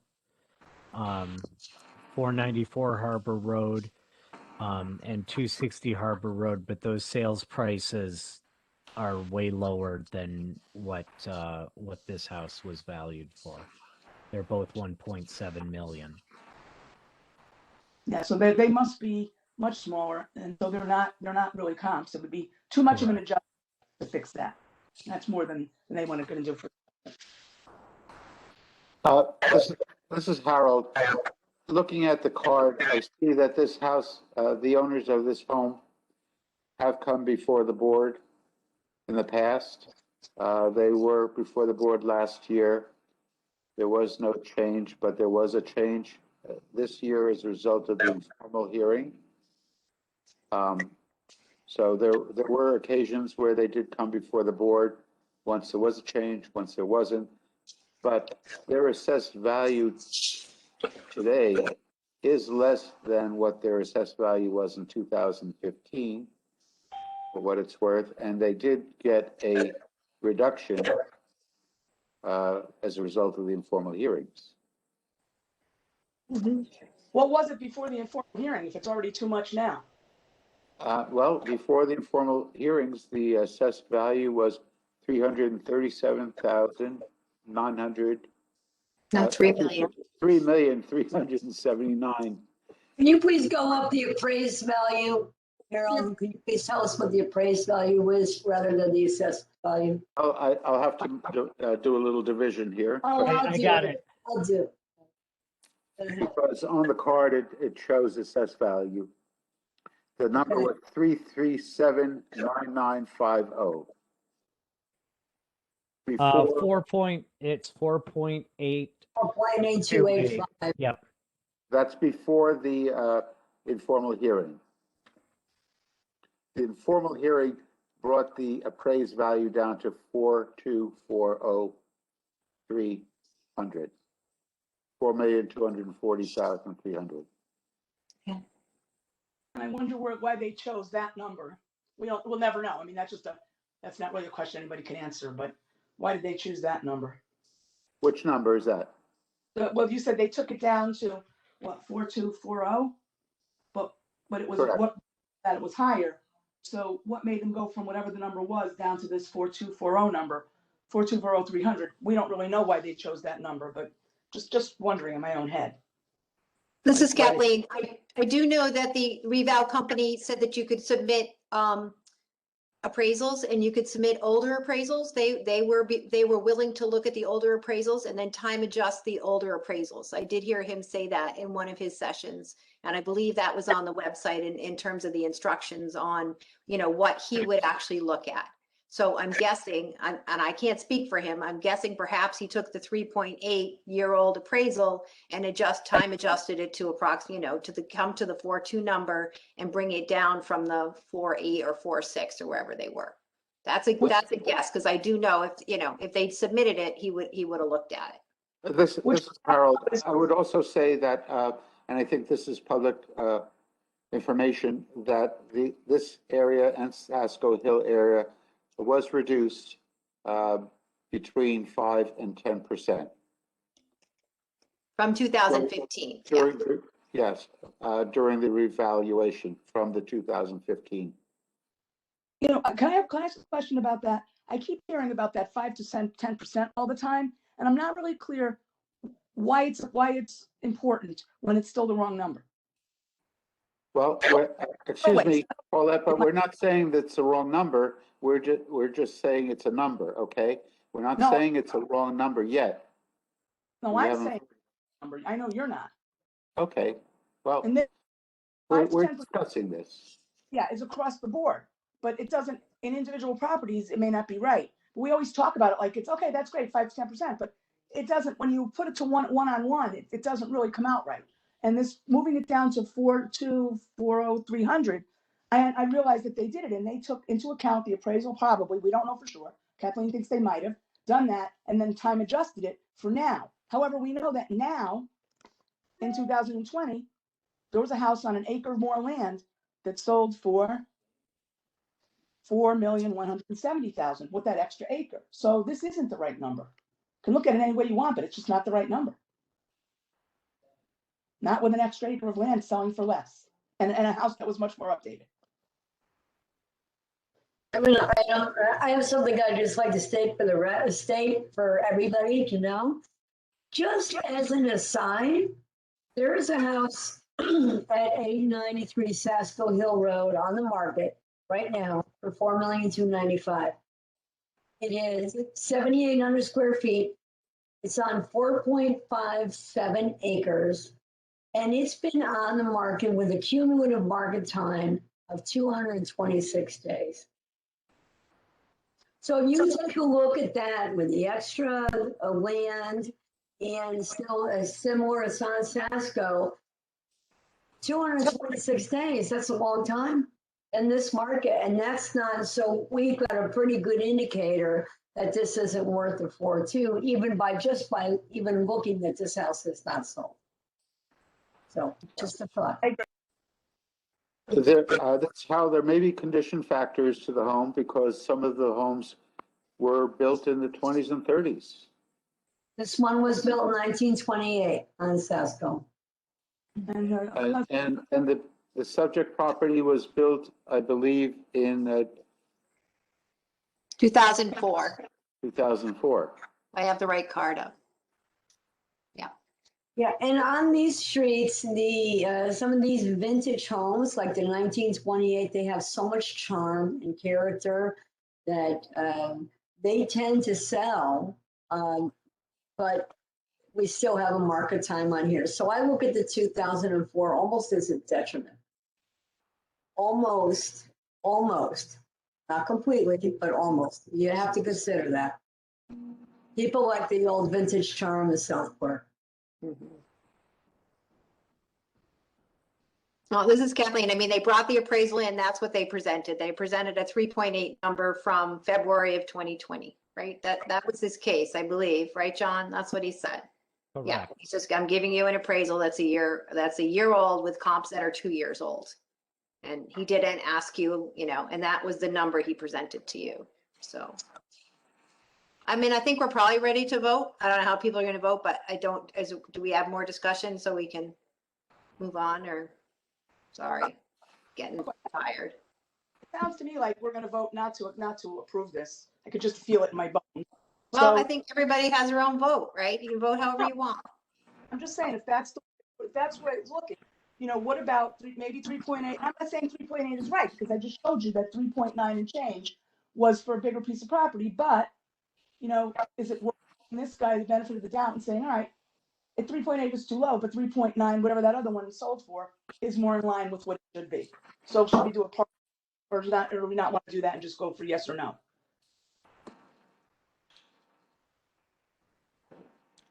This is Harold. We do have the authorization to vote. The appellate does have the option, if they disagree with the decision of the board, that they can take this, their appeal to, they can appeal to the state court. This is a significant difference between what the ask is and what the town's value is, which may make it, in their mind, worth going to court. Also, they do have the right to appeal again if they are denied next year. So there is a period, there are options to them based upon the votes, the results of the voting. But I do think, what Paulette, I think, Paulette, this is what you're saying, is you feel that you may want to present a partial reduction. And how would we do that if that's what we want to do? Just John would withdraw his motion and Paulette would substitute a motion? This is Harold. I think Kathleen can give some clarification to that. I'm pretty sure John has a motion on the table. So if he withdraws his motion, I think we need to take he can withdraw it if he wants, but I think if we have a motion on the table with a second, we need to take action on that motion. And we can vote on that. And if it's, goes down, someone else, I guess, wants to make another motion to do something addition, as long as you're in the majority, I guess. I'm not sure how the second one happens, but I guess John would have to withdraw it, I think, or else, yeah. I Or we thought could amend it. We could vote to amend his amend it. motion. We'd amend it too, if you want to amend the motion. Now, am I the only one who can amend it, or can anybody else make a I motion to think amend people it? can vote to amend it, and then you take a vote on the amendment. And if say Paulette wants to amend it to 3.9 for, from 4 to grant in part to 3.9, then we would vote on her amendment.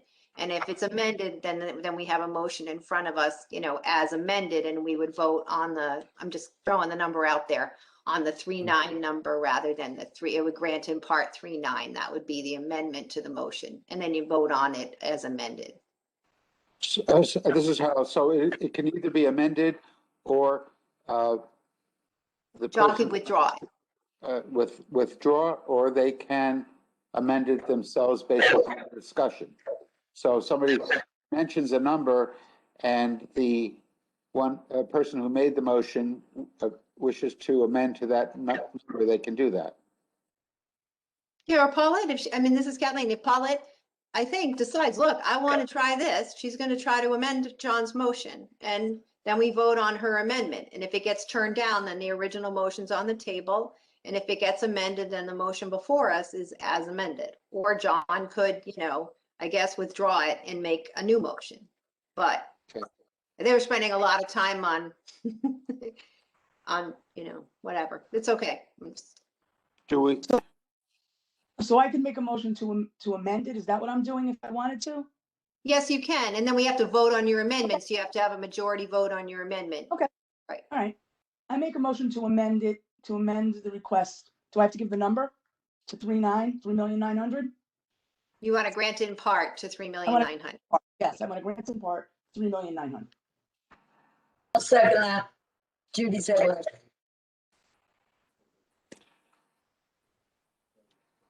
Harold, and then you call for a vote or any discussion, right? I call a vote or on the amendment? Yes, you could ask if there's any discussion on this amendment, Yes, and then you of can course. call for a vote. There's no discussion. Is there any further discussion on the amendment to reduce in part to $3,900,000? No? Then I will call a vote on the amendment to reduce the town's value in part to $3,900,000. All those in favor, raise your hand. 1, 2. I see 2 hands in favor. Peter? No, my hand is not up. Okay. I have 2 in favor. All those opposed, raise your hand. My hand is up. My hand is up. The motion is denied, 4 votes to 2. Well, 2-4-0 was the vote on the amendment. Yeah. Excuse me. Yes, 2-4-0, no abstentions. So now we vote again. Now we're back to the main motion because it The was main not motion. amended. Right. Mhm. All those in favor of the motion, raise their hand. Well, Harold or John, could you just restate your motion again since we're back? Yeah. Yeah, the motion that I have presented is that we grant the appellant full requested value of $3,800,000. So I call a vote. All those in favor to grant in full, raise your hand.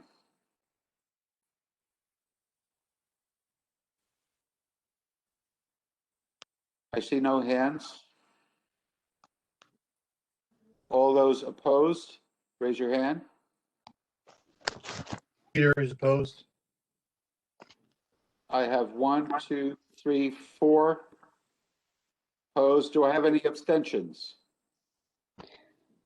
I don't know if I can vote for this because I voted for the other, for the 3 no's. So I think it would be counterproductive for me to vote for this. I think maybe I should just abstain. That's a good idea. I'll abstain. Yeah, this is Kathleen. It's certainly within your right. It's sort of like, okay, I want to make a change and I can't get the change I want. So, now I can't have that change. Am I going to support this motion or not? And it's totally up to you how you vote, but that's, that may happen a lot. So, So the vote is to grant this appeal is denied or opposed, excuse me, 4 with a vote of 4, and there are 2 abstentions. So we have 4-0-2. sorry, Harold, try again. I will. 2-4-0. No. 0, Well, 4, 2. 0 in favor, 4 opposed, And 2 2 abstentions. We'll get it. We'll get it. I can't think in the negative. We've been doing it. Because you're a positive person, Harold. I thank you all for your patience with me. Thank you. All right, thank you. Judy. Yeah, okay. You know what? I'm starting to get tired and I want to present a couple. And there's, okay, so here's the first one. Go for it. You prepared.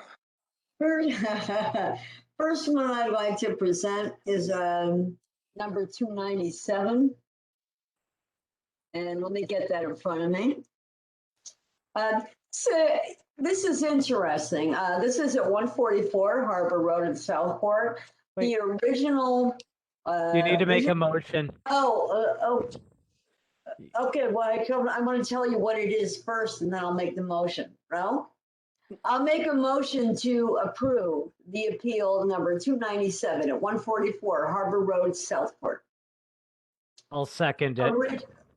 Thank you, John. The original, or the town appraised value was $1,918,400. The original appeal came in at 1.4. okay? I really appreciated all the documentation that these homeowners gave. And you know what? They actually amended their appeal from 1.4 to 1.6. I thought that was really, like, I don't know who actually does that. And they really just were trying to be fair. So I want to talk to you about this particular property. If you go on Harbor Road, this is at the conversion, it's like the T intersection. And this particular house is up on a hill on that T, and it's not a great location because of that T location there. So that's number one. But they did bring an independent appraisal for $1,600,000, as well as a map showing some of the other properties. And I thought it was really interesting that the properties, why don't you guys take a look at page 9 on their application. And if you look at page 9, look at all they pointed out on a map, they showed all of these properties were down 15%, 18%, 36%, 6% down, 8% down, down, down, down. And there was up 5%. And they've got the least marketable location over there. You see where that property is and you see that T there? That's a tough location. That's a really tough location. The fact that they took their original 1.4 appeal and then revised it to 1.6, they came with an appraisal with the 1.6. I think there's no question here that we should grant this. No question.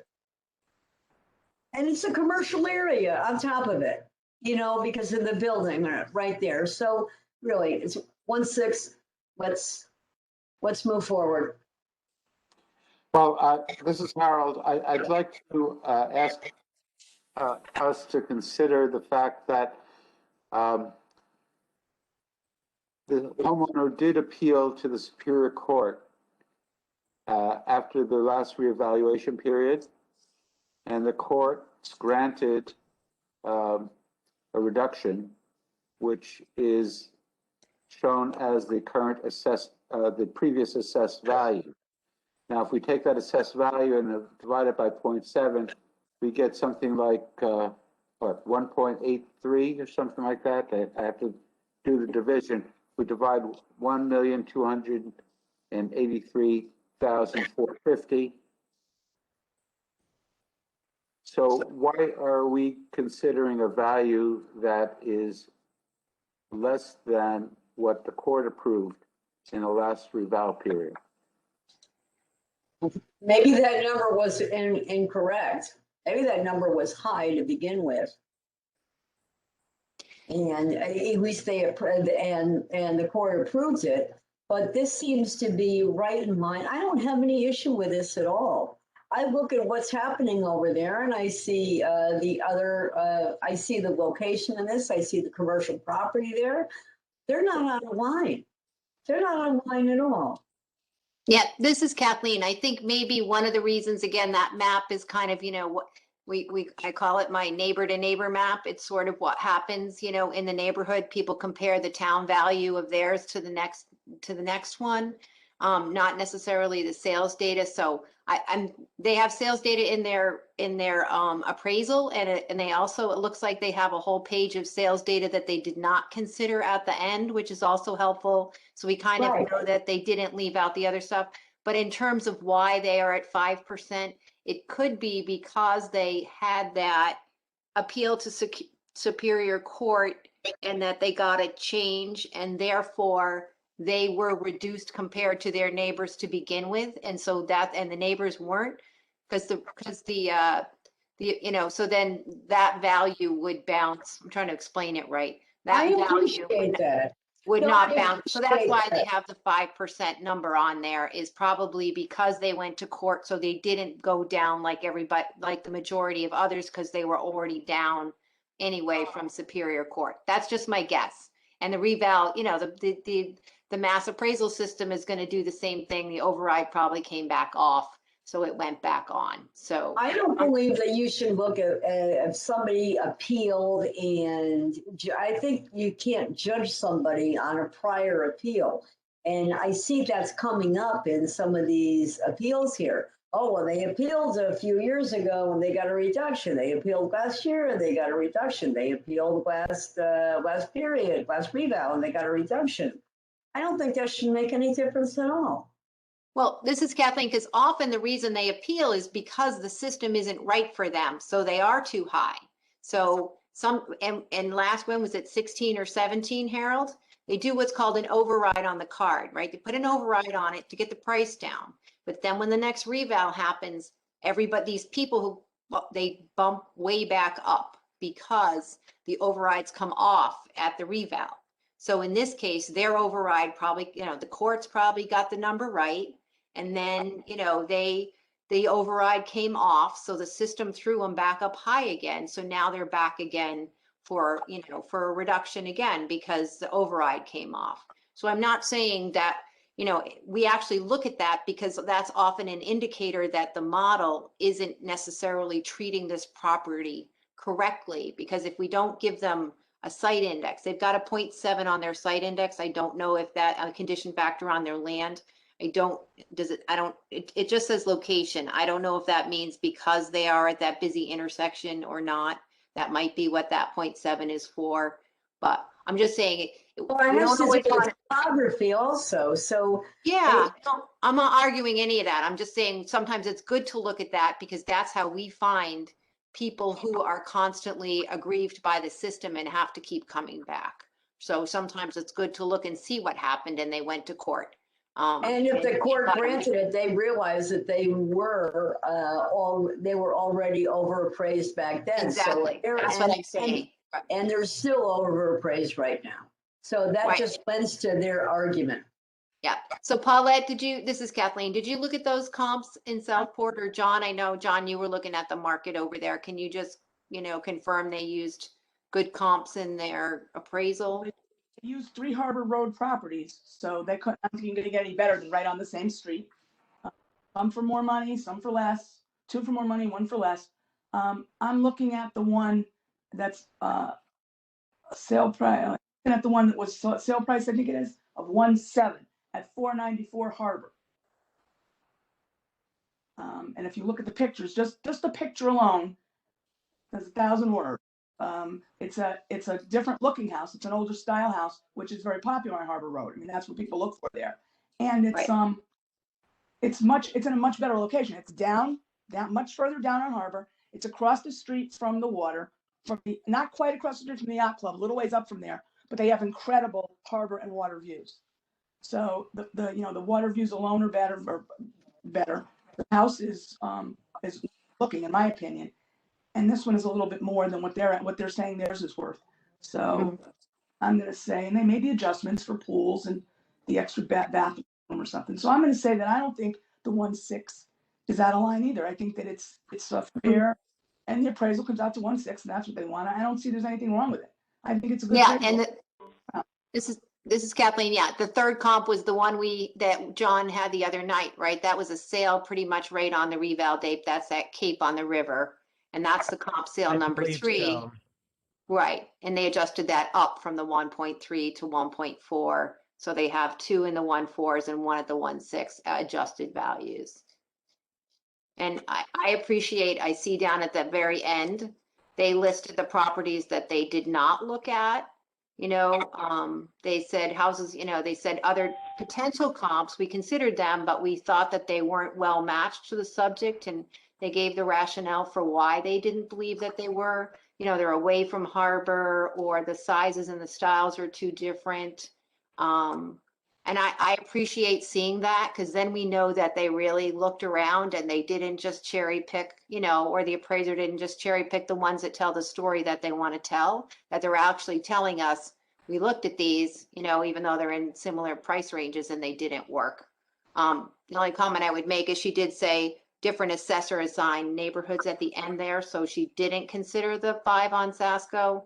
And I would say it's okay, at least when we're looking at market sales, we look outside the neighborhood code. We're not, we don't require people, especially with waterfront. If you're going to look at Pine Creek Avenue, Southport, Sasco, I think it's okay to cross over. You just have to say that in your notes when you're, doing market appraisals. So I think they did a good job. I like it. I think they were very comprehensive and they made a very good argument. Yeah. And I just say that the piece about why they went up 5% and everybody else is lower. I think that is because, they were reduced in court and therefore, the number was lower to begin with. That's what I think. And then they bounced back up. And this is John. It looks like that the one across the street that we did approve, that was approved for a reduction down to the sale price of $1,315,000. Right. Okay. I do have a question for Judy. You mentioned that with what is it called there on the map? Trade or Harbor Title Associates, I think it is the commercial there. Commercial, this is Harold. Commercial building, it's right there. What's the name of that? It's there's attorney's offices there, small business offices. It was the old mill. It's true that Harbor Road turns there to go across the river to connect to Sasco Hill. So the subject's house does face that road and that bridge. So if that's what they're referring to as a commercial property, there's very little signage. It's not a busy commercial establishment. There's a parking lot across the street. Yes. As well, and that's not so residential. Well, even down the street from this subject property, if you go down just a little south, it's quite a different feel. That's true. I think they've made their case. Even if you don't agree with maybe one or two small pieces of it, the vast majority basically is compelling to agree to appeal, to agree to this appeal in full at the 1/6. This is Kathleen. So, when we look to, make sure this doesn't happen to them again, we start to look at the components on the card and we could make recommendations to Ross as to how we wanted him to adjust it. But their land is at 904, their dwellings at 960, and their outbuildings at 53,000, it looks like. So, I'm not one to know whether that lot is really worth, that, but anyway, just saying. The land value is down with the adjustment of the 0.7. I'm familiar with the property somewhat. I haven't been throughout the property, but it does sit up on a hill. There is a ramp driveway, as you can see, towards the back of the house. There is a slope, so I don't know. That's obviously, or not obviously, but probably why the condition factor was maybe at 0.7. 0.7. But certainly it is a condition factor on the land. Okay, we have a motion on the table, right? Land, yes. So there is a motion on the table. Who seconded it? Who seconded it? John seconded it. It's John.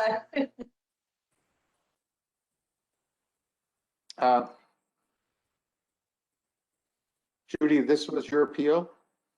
Yes. And John seconded. Okay. So I will call a vote. All those in favor of approving this appeal, granting this appeal in full, please raise your hand. Peter? Yeah, my hand is up.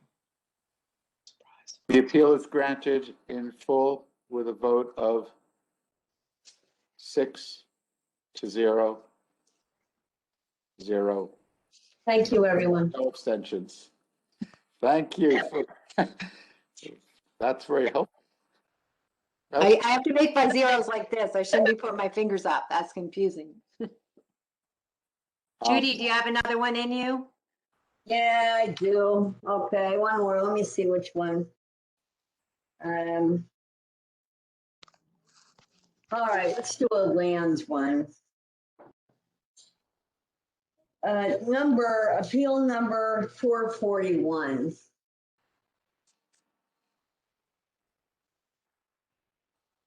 I'd like to make a motion that appeal number 441, with regards to property located at 331 Harbor Road,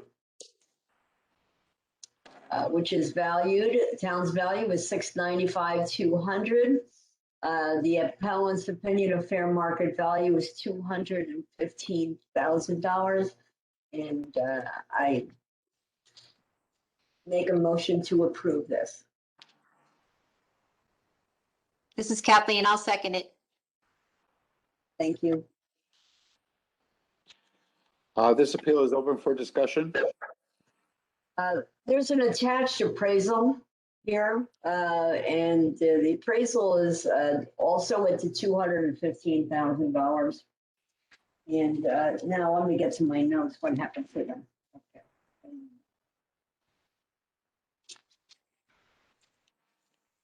This is John. I'll be interested to hear, because that's a steep drop of what makes it that much. Yeah, let me get to this. Take a I look do at the see that it's, appraisal. One moment. yep. And I I'm do getting see there. that this appraisal is a retrospective value appraisal. Yes, it is. Thank you for pointing that out, Sean. Okay. I'm not sure exactly what that means other than it's, probably Yeah, done. so here's the issue with this property. It is a very, very steep hill. I actually pulled up the map, and I'll talk about that in a minute. But there's also a conservation easement on it, and it makes it very, very difficult to build. Maybe Paulette still here? Maybe you could chime in on that. I'm here. Really unreasonable to build on that property. When I looked at the map, bear with me, it looks like really there's kind of almost just about room for a little driveway frontage on Harbor, and the property backs up. You can actually see two properties in front of it that frontage on Harbor, and so you would be looking at those properties and also another outbuilding from the property to the left of it at 319 Harbor Road. So I think the only place, I'm not quite sure how buildable this really is. So, and there's inconsistencies with 977 Harbor at a 0.47 acre. It's a flat lot. So I think what we really need to do is take a look at this, really, because I think it's very, very difficult. If you haven't, you probably driven by this lot, never even realized it because you thought it was part of the other properties right next to it. But I think it's really hard to build on it. This is John. I'm looking at the card, the field card right now, and the condition for the land is 0.25. And it says there is a conservation easement unbuildable on that. Did you say unbuildable? Yes, it says, I'm reading the notes here, and I'm assuming that the shorthand is conservation easement unbuildable based on that. But they've given the condition a 0.25, so it's at a 75% discount if everything was there, or if everything was in order. So the town, basically, it looks like the town is already giving a discount of 75% And it's based on their valuation. with a 75% discount, they valued it at what price? $695 too. That's crazy. It's the algorithm did not work on this property at all. Not. Nope. How could something unbuildable be worth that much money? This is Kathleen. I think this, I think this is one that we probably should get Ross's input on, just from past history. Sometimes there's things that have gone on here. I see Aspetuck Land Trust in here. I see, other things. I also see a couple comps on Bronson Road and Hamlet or Harriet Lane. I don't know if those are waterfront lanes. I'm just saying it's a significant drop. And I think if we're going to consider it, we need more information from the assessor to do so that we understand why they haven't valued it as an unbuildable, why it's valued the way that it is. That's just my opinion. We spent a lot of time talking about it, but since he's not here, I feel like we need him to explain to us why an appraisal's coming in at such a different amount. Something's not right. You're right, but let's figure out why that is before we change. 695 too is ridiculous. You can't build on it. This is Kathleen. I'm not arguing that. I'm sorry. Yeah, why it's valued so high by the town, like what's going on, that it's, 0.65 acres, and it could just be, but it looks like Mike looked at it. So, Reval reviewed it, said no change. So there's got to be some discrepancy between, what the landowner says and what the, I should mention that Attorney Robert Russo came Chris Russo came on behalf of the seller. Okay, I don't know if I should mention that for the record. Yeah, it's good to say who the appellant was in that case. So it also, this is John. It looks like that the assessed value from 2019 to now dropped a couple $100,000 at least, over 200,000. I could do the math. Yeah. Here. This is Kathleen. If you look, the purchase price was $2.784 million, 331 Harbor Road on 10/4/2013. That's why I feel like it might be, like a piece of land across the street says reference something or other. So Vision 1380. It's probably like the Creekside lots down at Fairfield Beach Road, where it's a piece of property that's attached to another property, because the sale price at 2.7 doesn't make any sense for this lot either. So it's probably one of those combination lots that's a little bit complicated. And I just think we need to understand it before we can make This is Harold. I agree with that. There's something going on here that's not clear.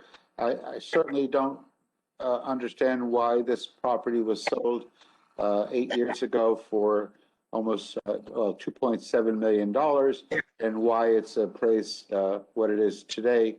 If it has the easement by the water company and it's an unbuildable lot, it's just confusing to me to establish a realistic value. I know that the two of the lots on Hamlet Lane, because they're across the street from my house, the old Garofalo property, those lots were selling originally for $550,000 just for the lot, and they've dropped significantly for various reasons. I don't know that they're good comps, so I don't think the comps are significant here. It's understanding what's going on with this piece of land that we need to get to. This is Paul. Harold, the lots on Hamlet Hill, one of the ones that they reference in the appraisal, number 44, one of them, 50, they didn't use it. But those lots are impacted by some different issues. One of the lots is very steep going downhill. And yes, you could, and that was buildable. Yeah. Those Go down to the school, yes. Every one of those lots is buildable. And they were sold for, I sold them. They were sold like between $275,000 and $350,000. One person bought them, so we packaged the whole thing for $800,000. So you could split it up three ways, somewhere in the twos for each lot. I disagree that we need to have Murray involved in this decision. Judy's right. 600 and whatever thousand is completely inappropriate. It's an unbuildable lot. It's labeled by the town as an unbuildable lot. Therefore, it couldn't possibly have any value like that. So I don't really tell me what the value. Bless you. Thank you. Pardon me? I totally agree. I totally agree. So, you know, we have the option to vote on this now or to get some clarification to understand what we need to understand to help us with the voting. And what is Mr. Ross going to tell us? He's going to give us his opinion of why we should vote and to not approve it, because that's what they do. And then here we I'm are. interested in understanding the history that led to that value. Okay, well, here's the thing. I'm not so concerned about the history that led to the value that's wrong. I would be more concerned about a value that we thought might be right. There is no way we can think that's right. So if we were going to have Mr. Ross in to explain, perhaps we should have the homeowner in to get his second shot at the apple. Which is Okay, what well, we're not looking for second shots of apples or bigger pieces of the pie for the town. And your point is well taken. If we feel that we have sufficient information to vote on this, we can give it a shot. I have one other point to mention. Yes, Judy. You know, I go out and I price properties all the time. Yeah. And one of the things that people say or people look at is what someone purchased the property for. It has no bearing as to what it is valued at today. Even if they spend, so obviously this was part of some other conglomeration of properties and we don't know what that is. It has no bearing on today's value. Today's value is what other similar lots are selling, what they're selling for. And we have proof over here of other lots. Remember, this one has a conservation easement. It's on a steep hill. Who's going to pay that kind of crazy money for it? Nobody. Well, So here's what happens. Every once in a while, we have a great system. It went through 19,000 properties. And, you know, the vast majority, they got okay. And it will happen that a property is going to get appraised incorrectly. This is one of them. This is Harold. Well, quite honestly, I'm not sure it's worth $215,000.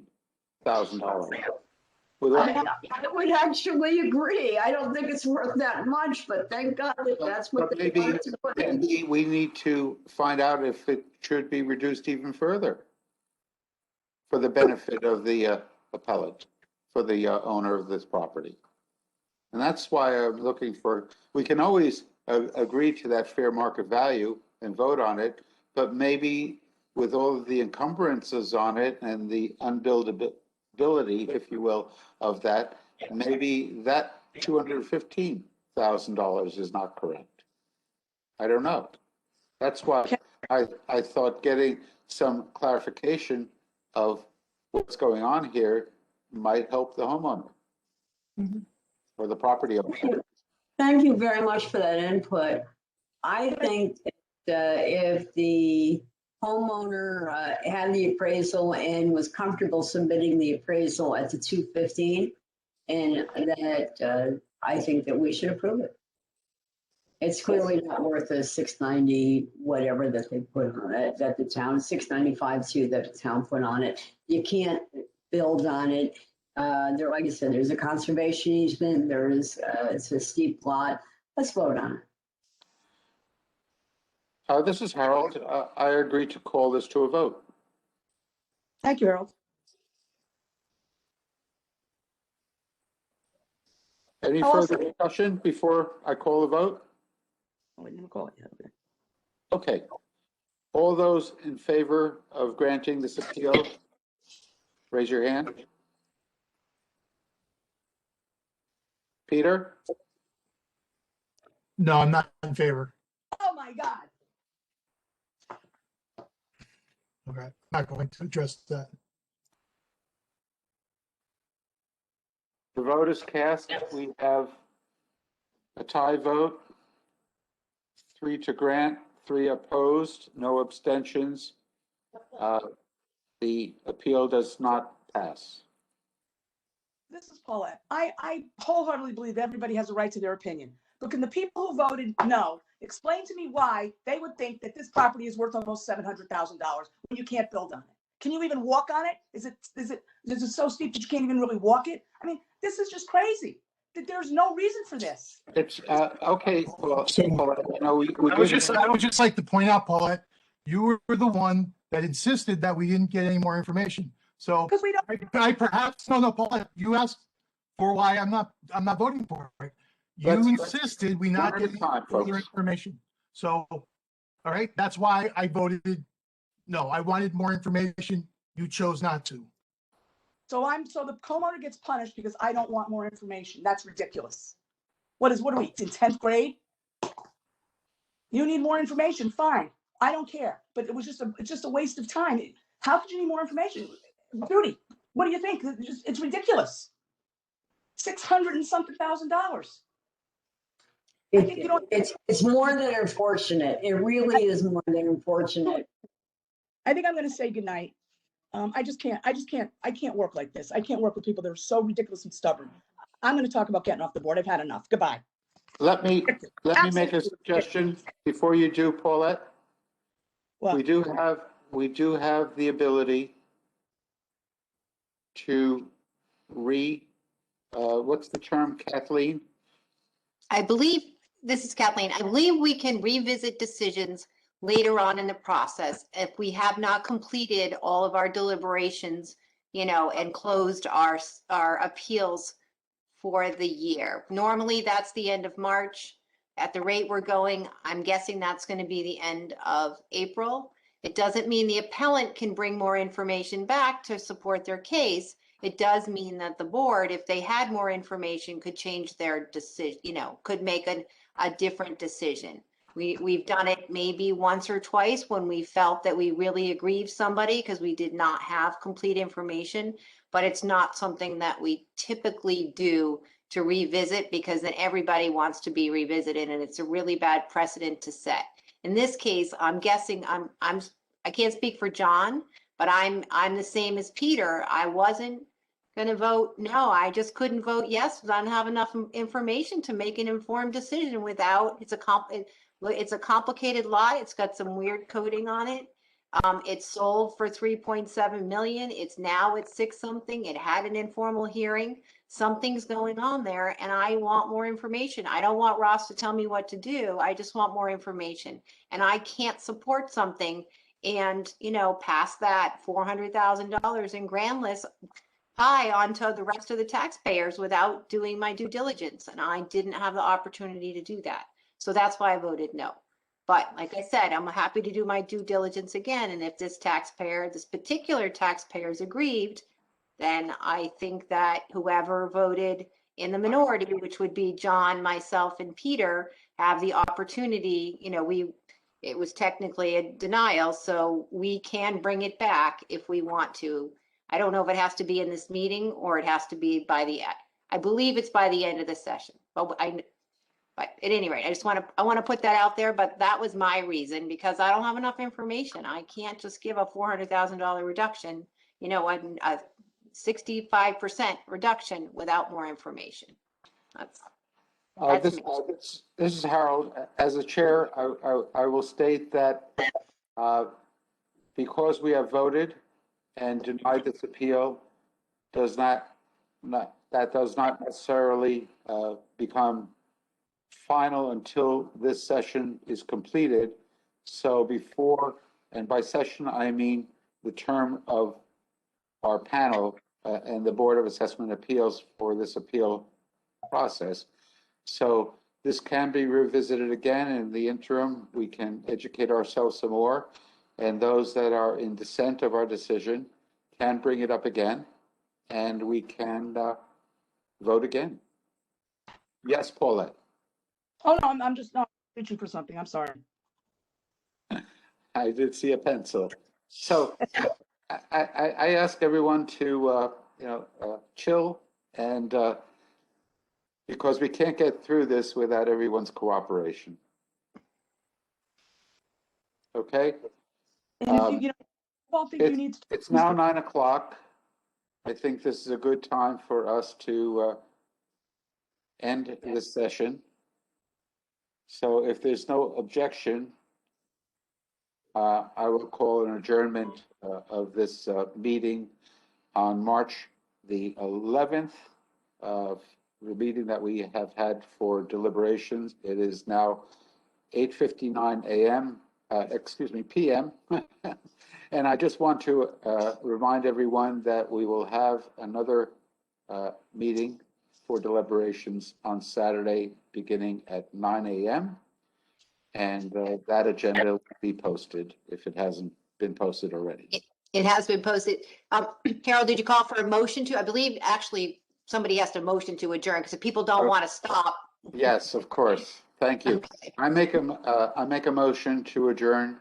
I see it's seconded by Judy.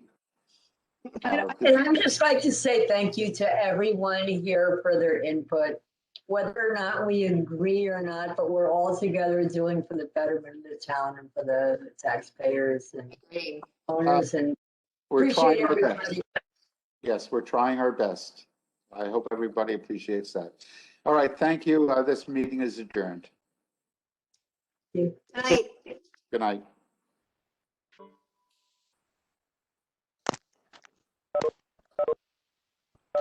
Good night. I'm going to stop the recording now.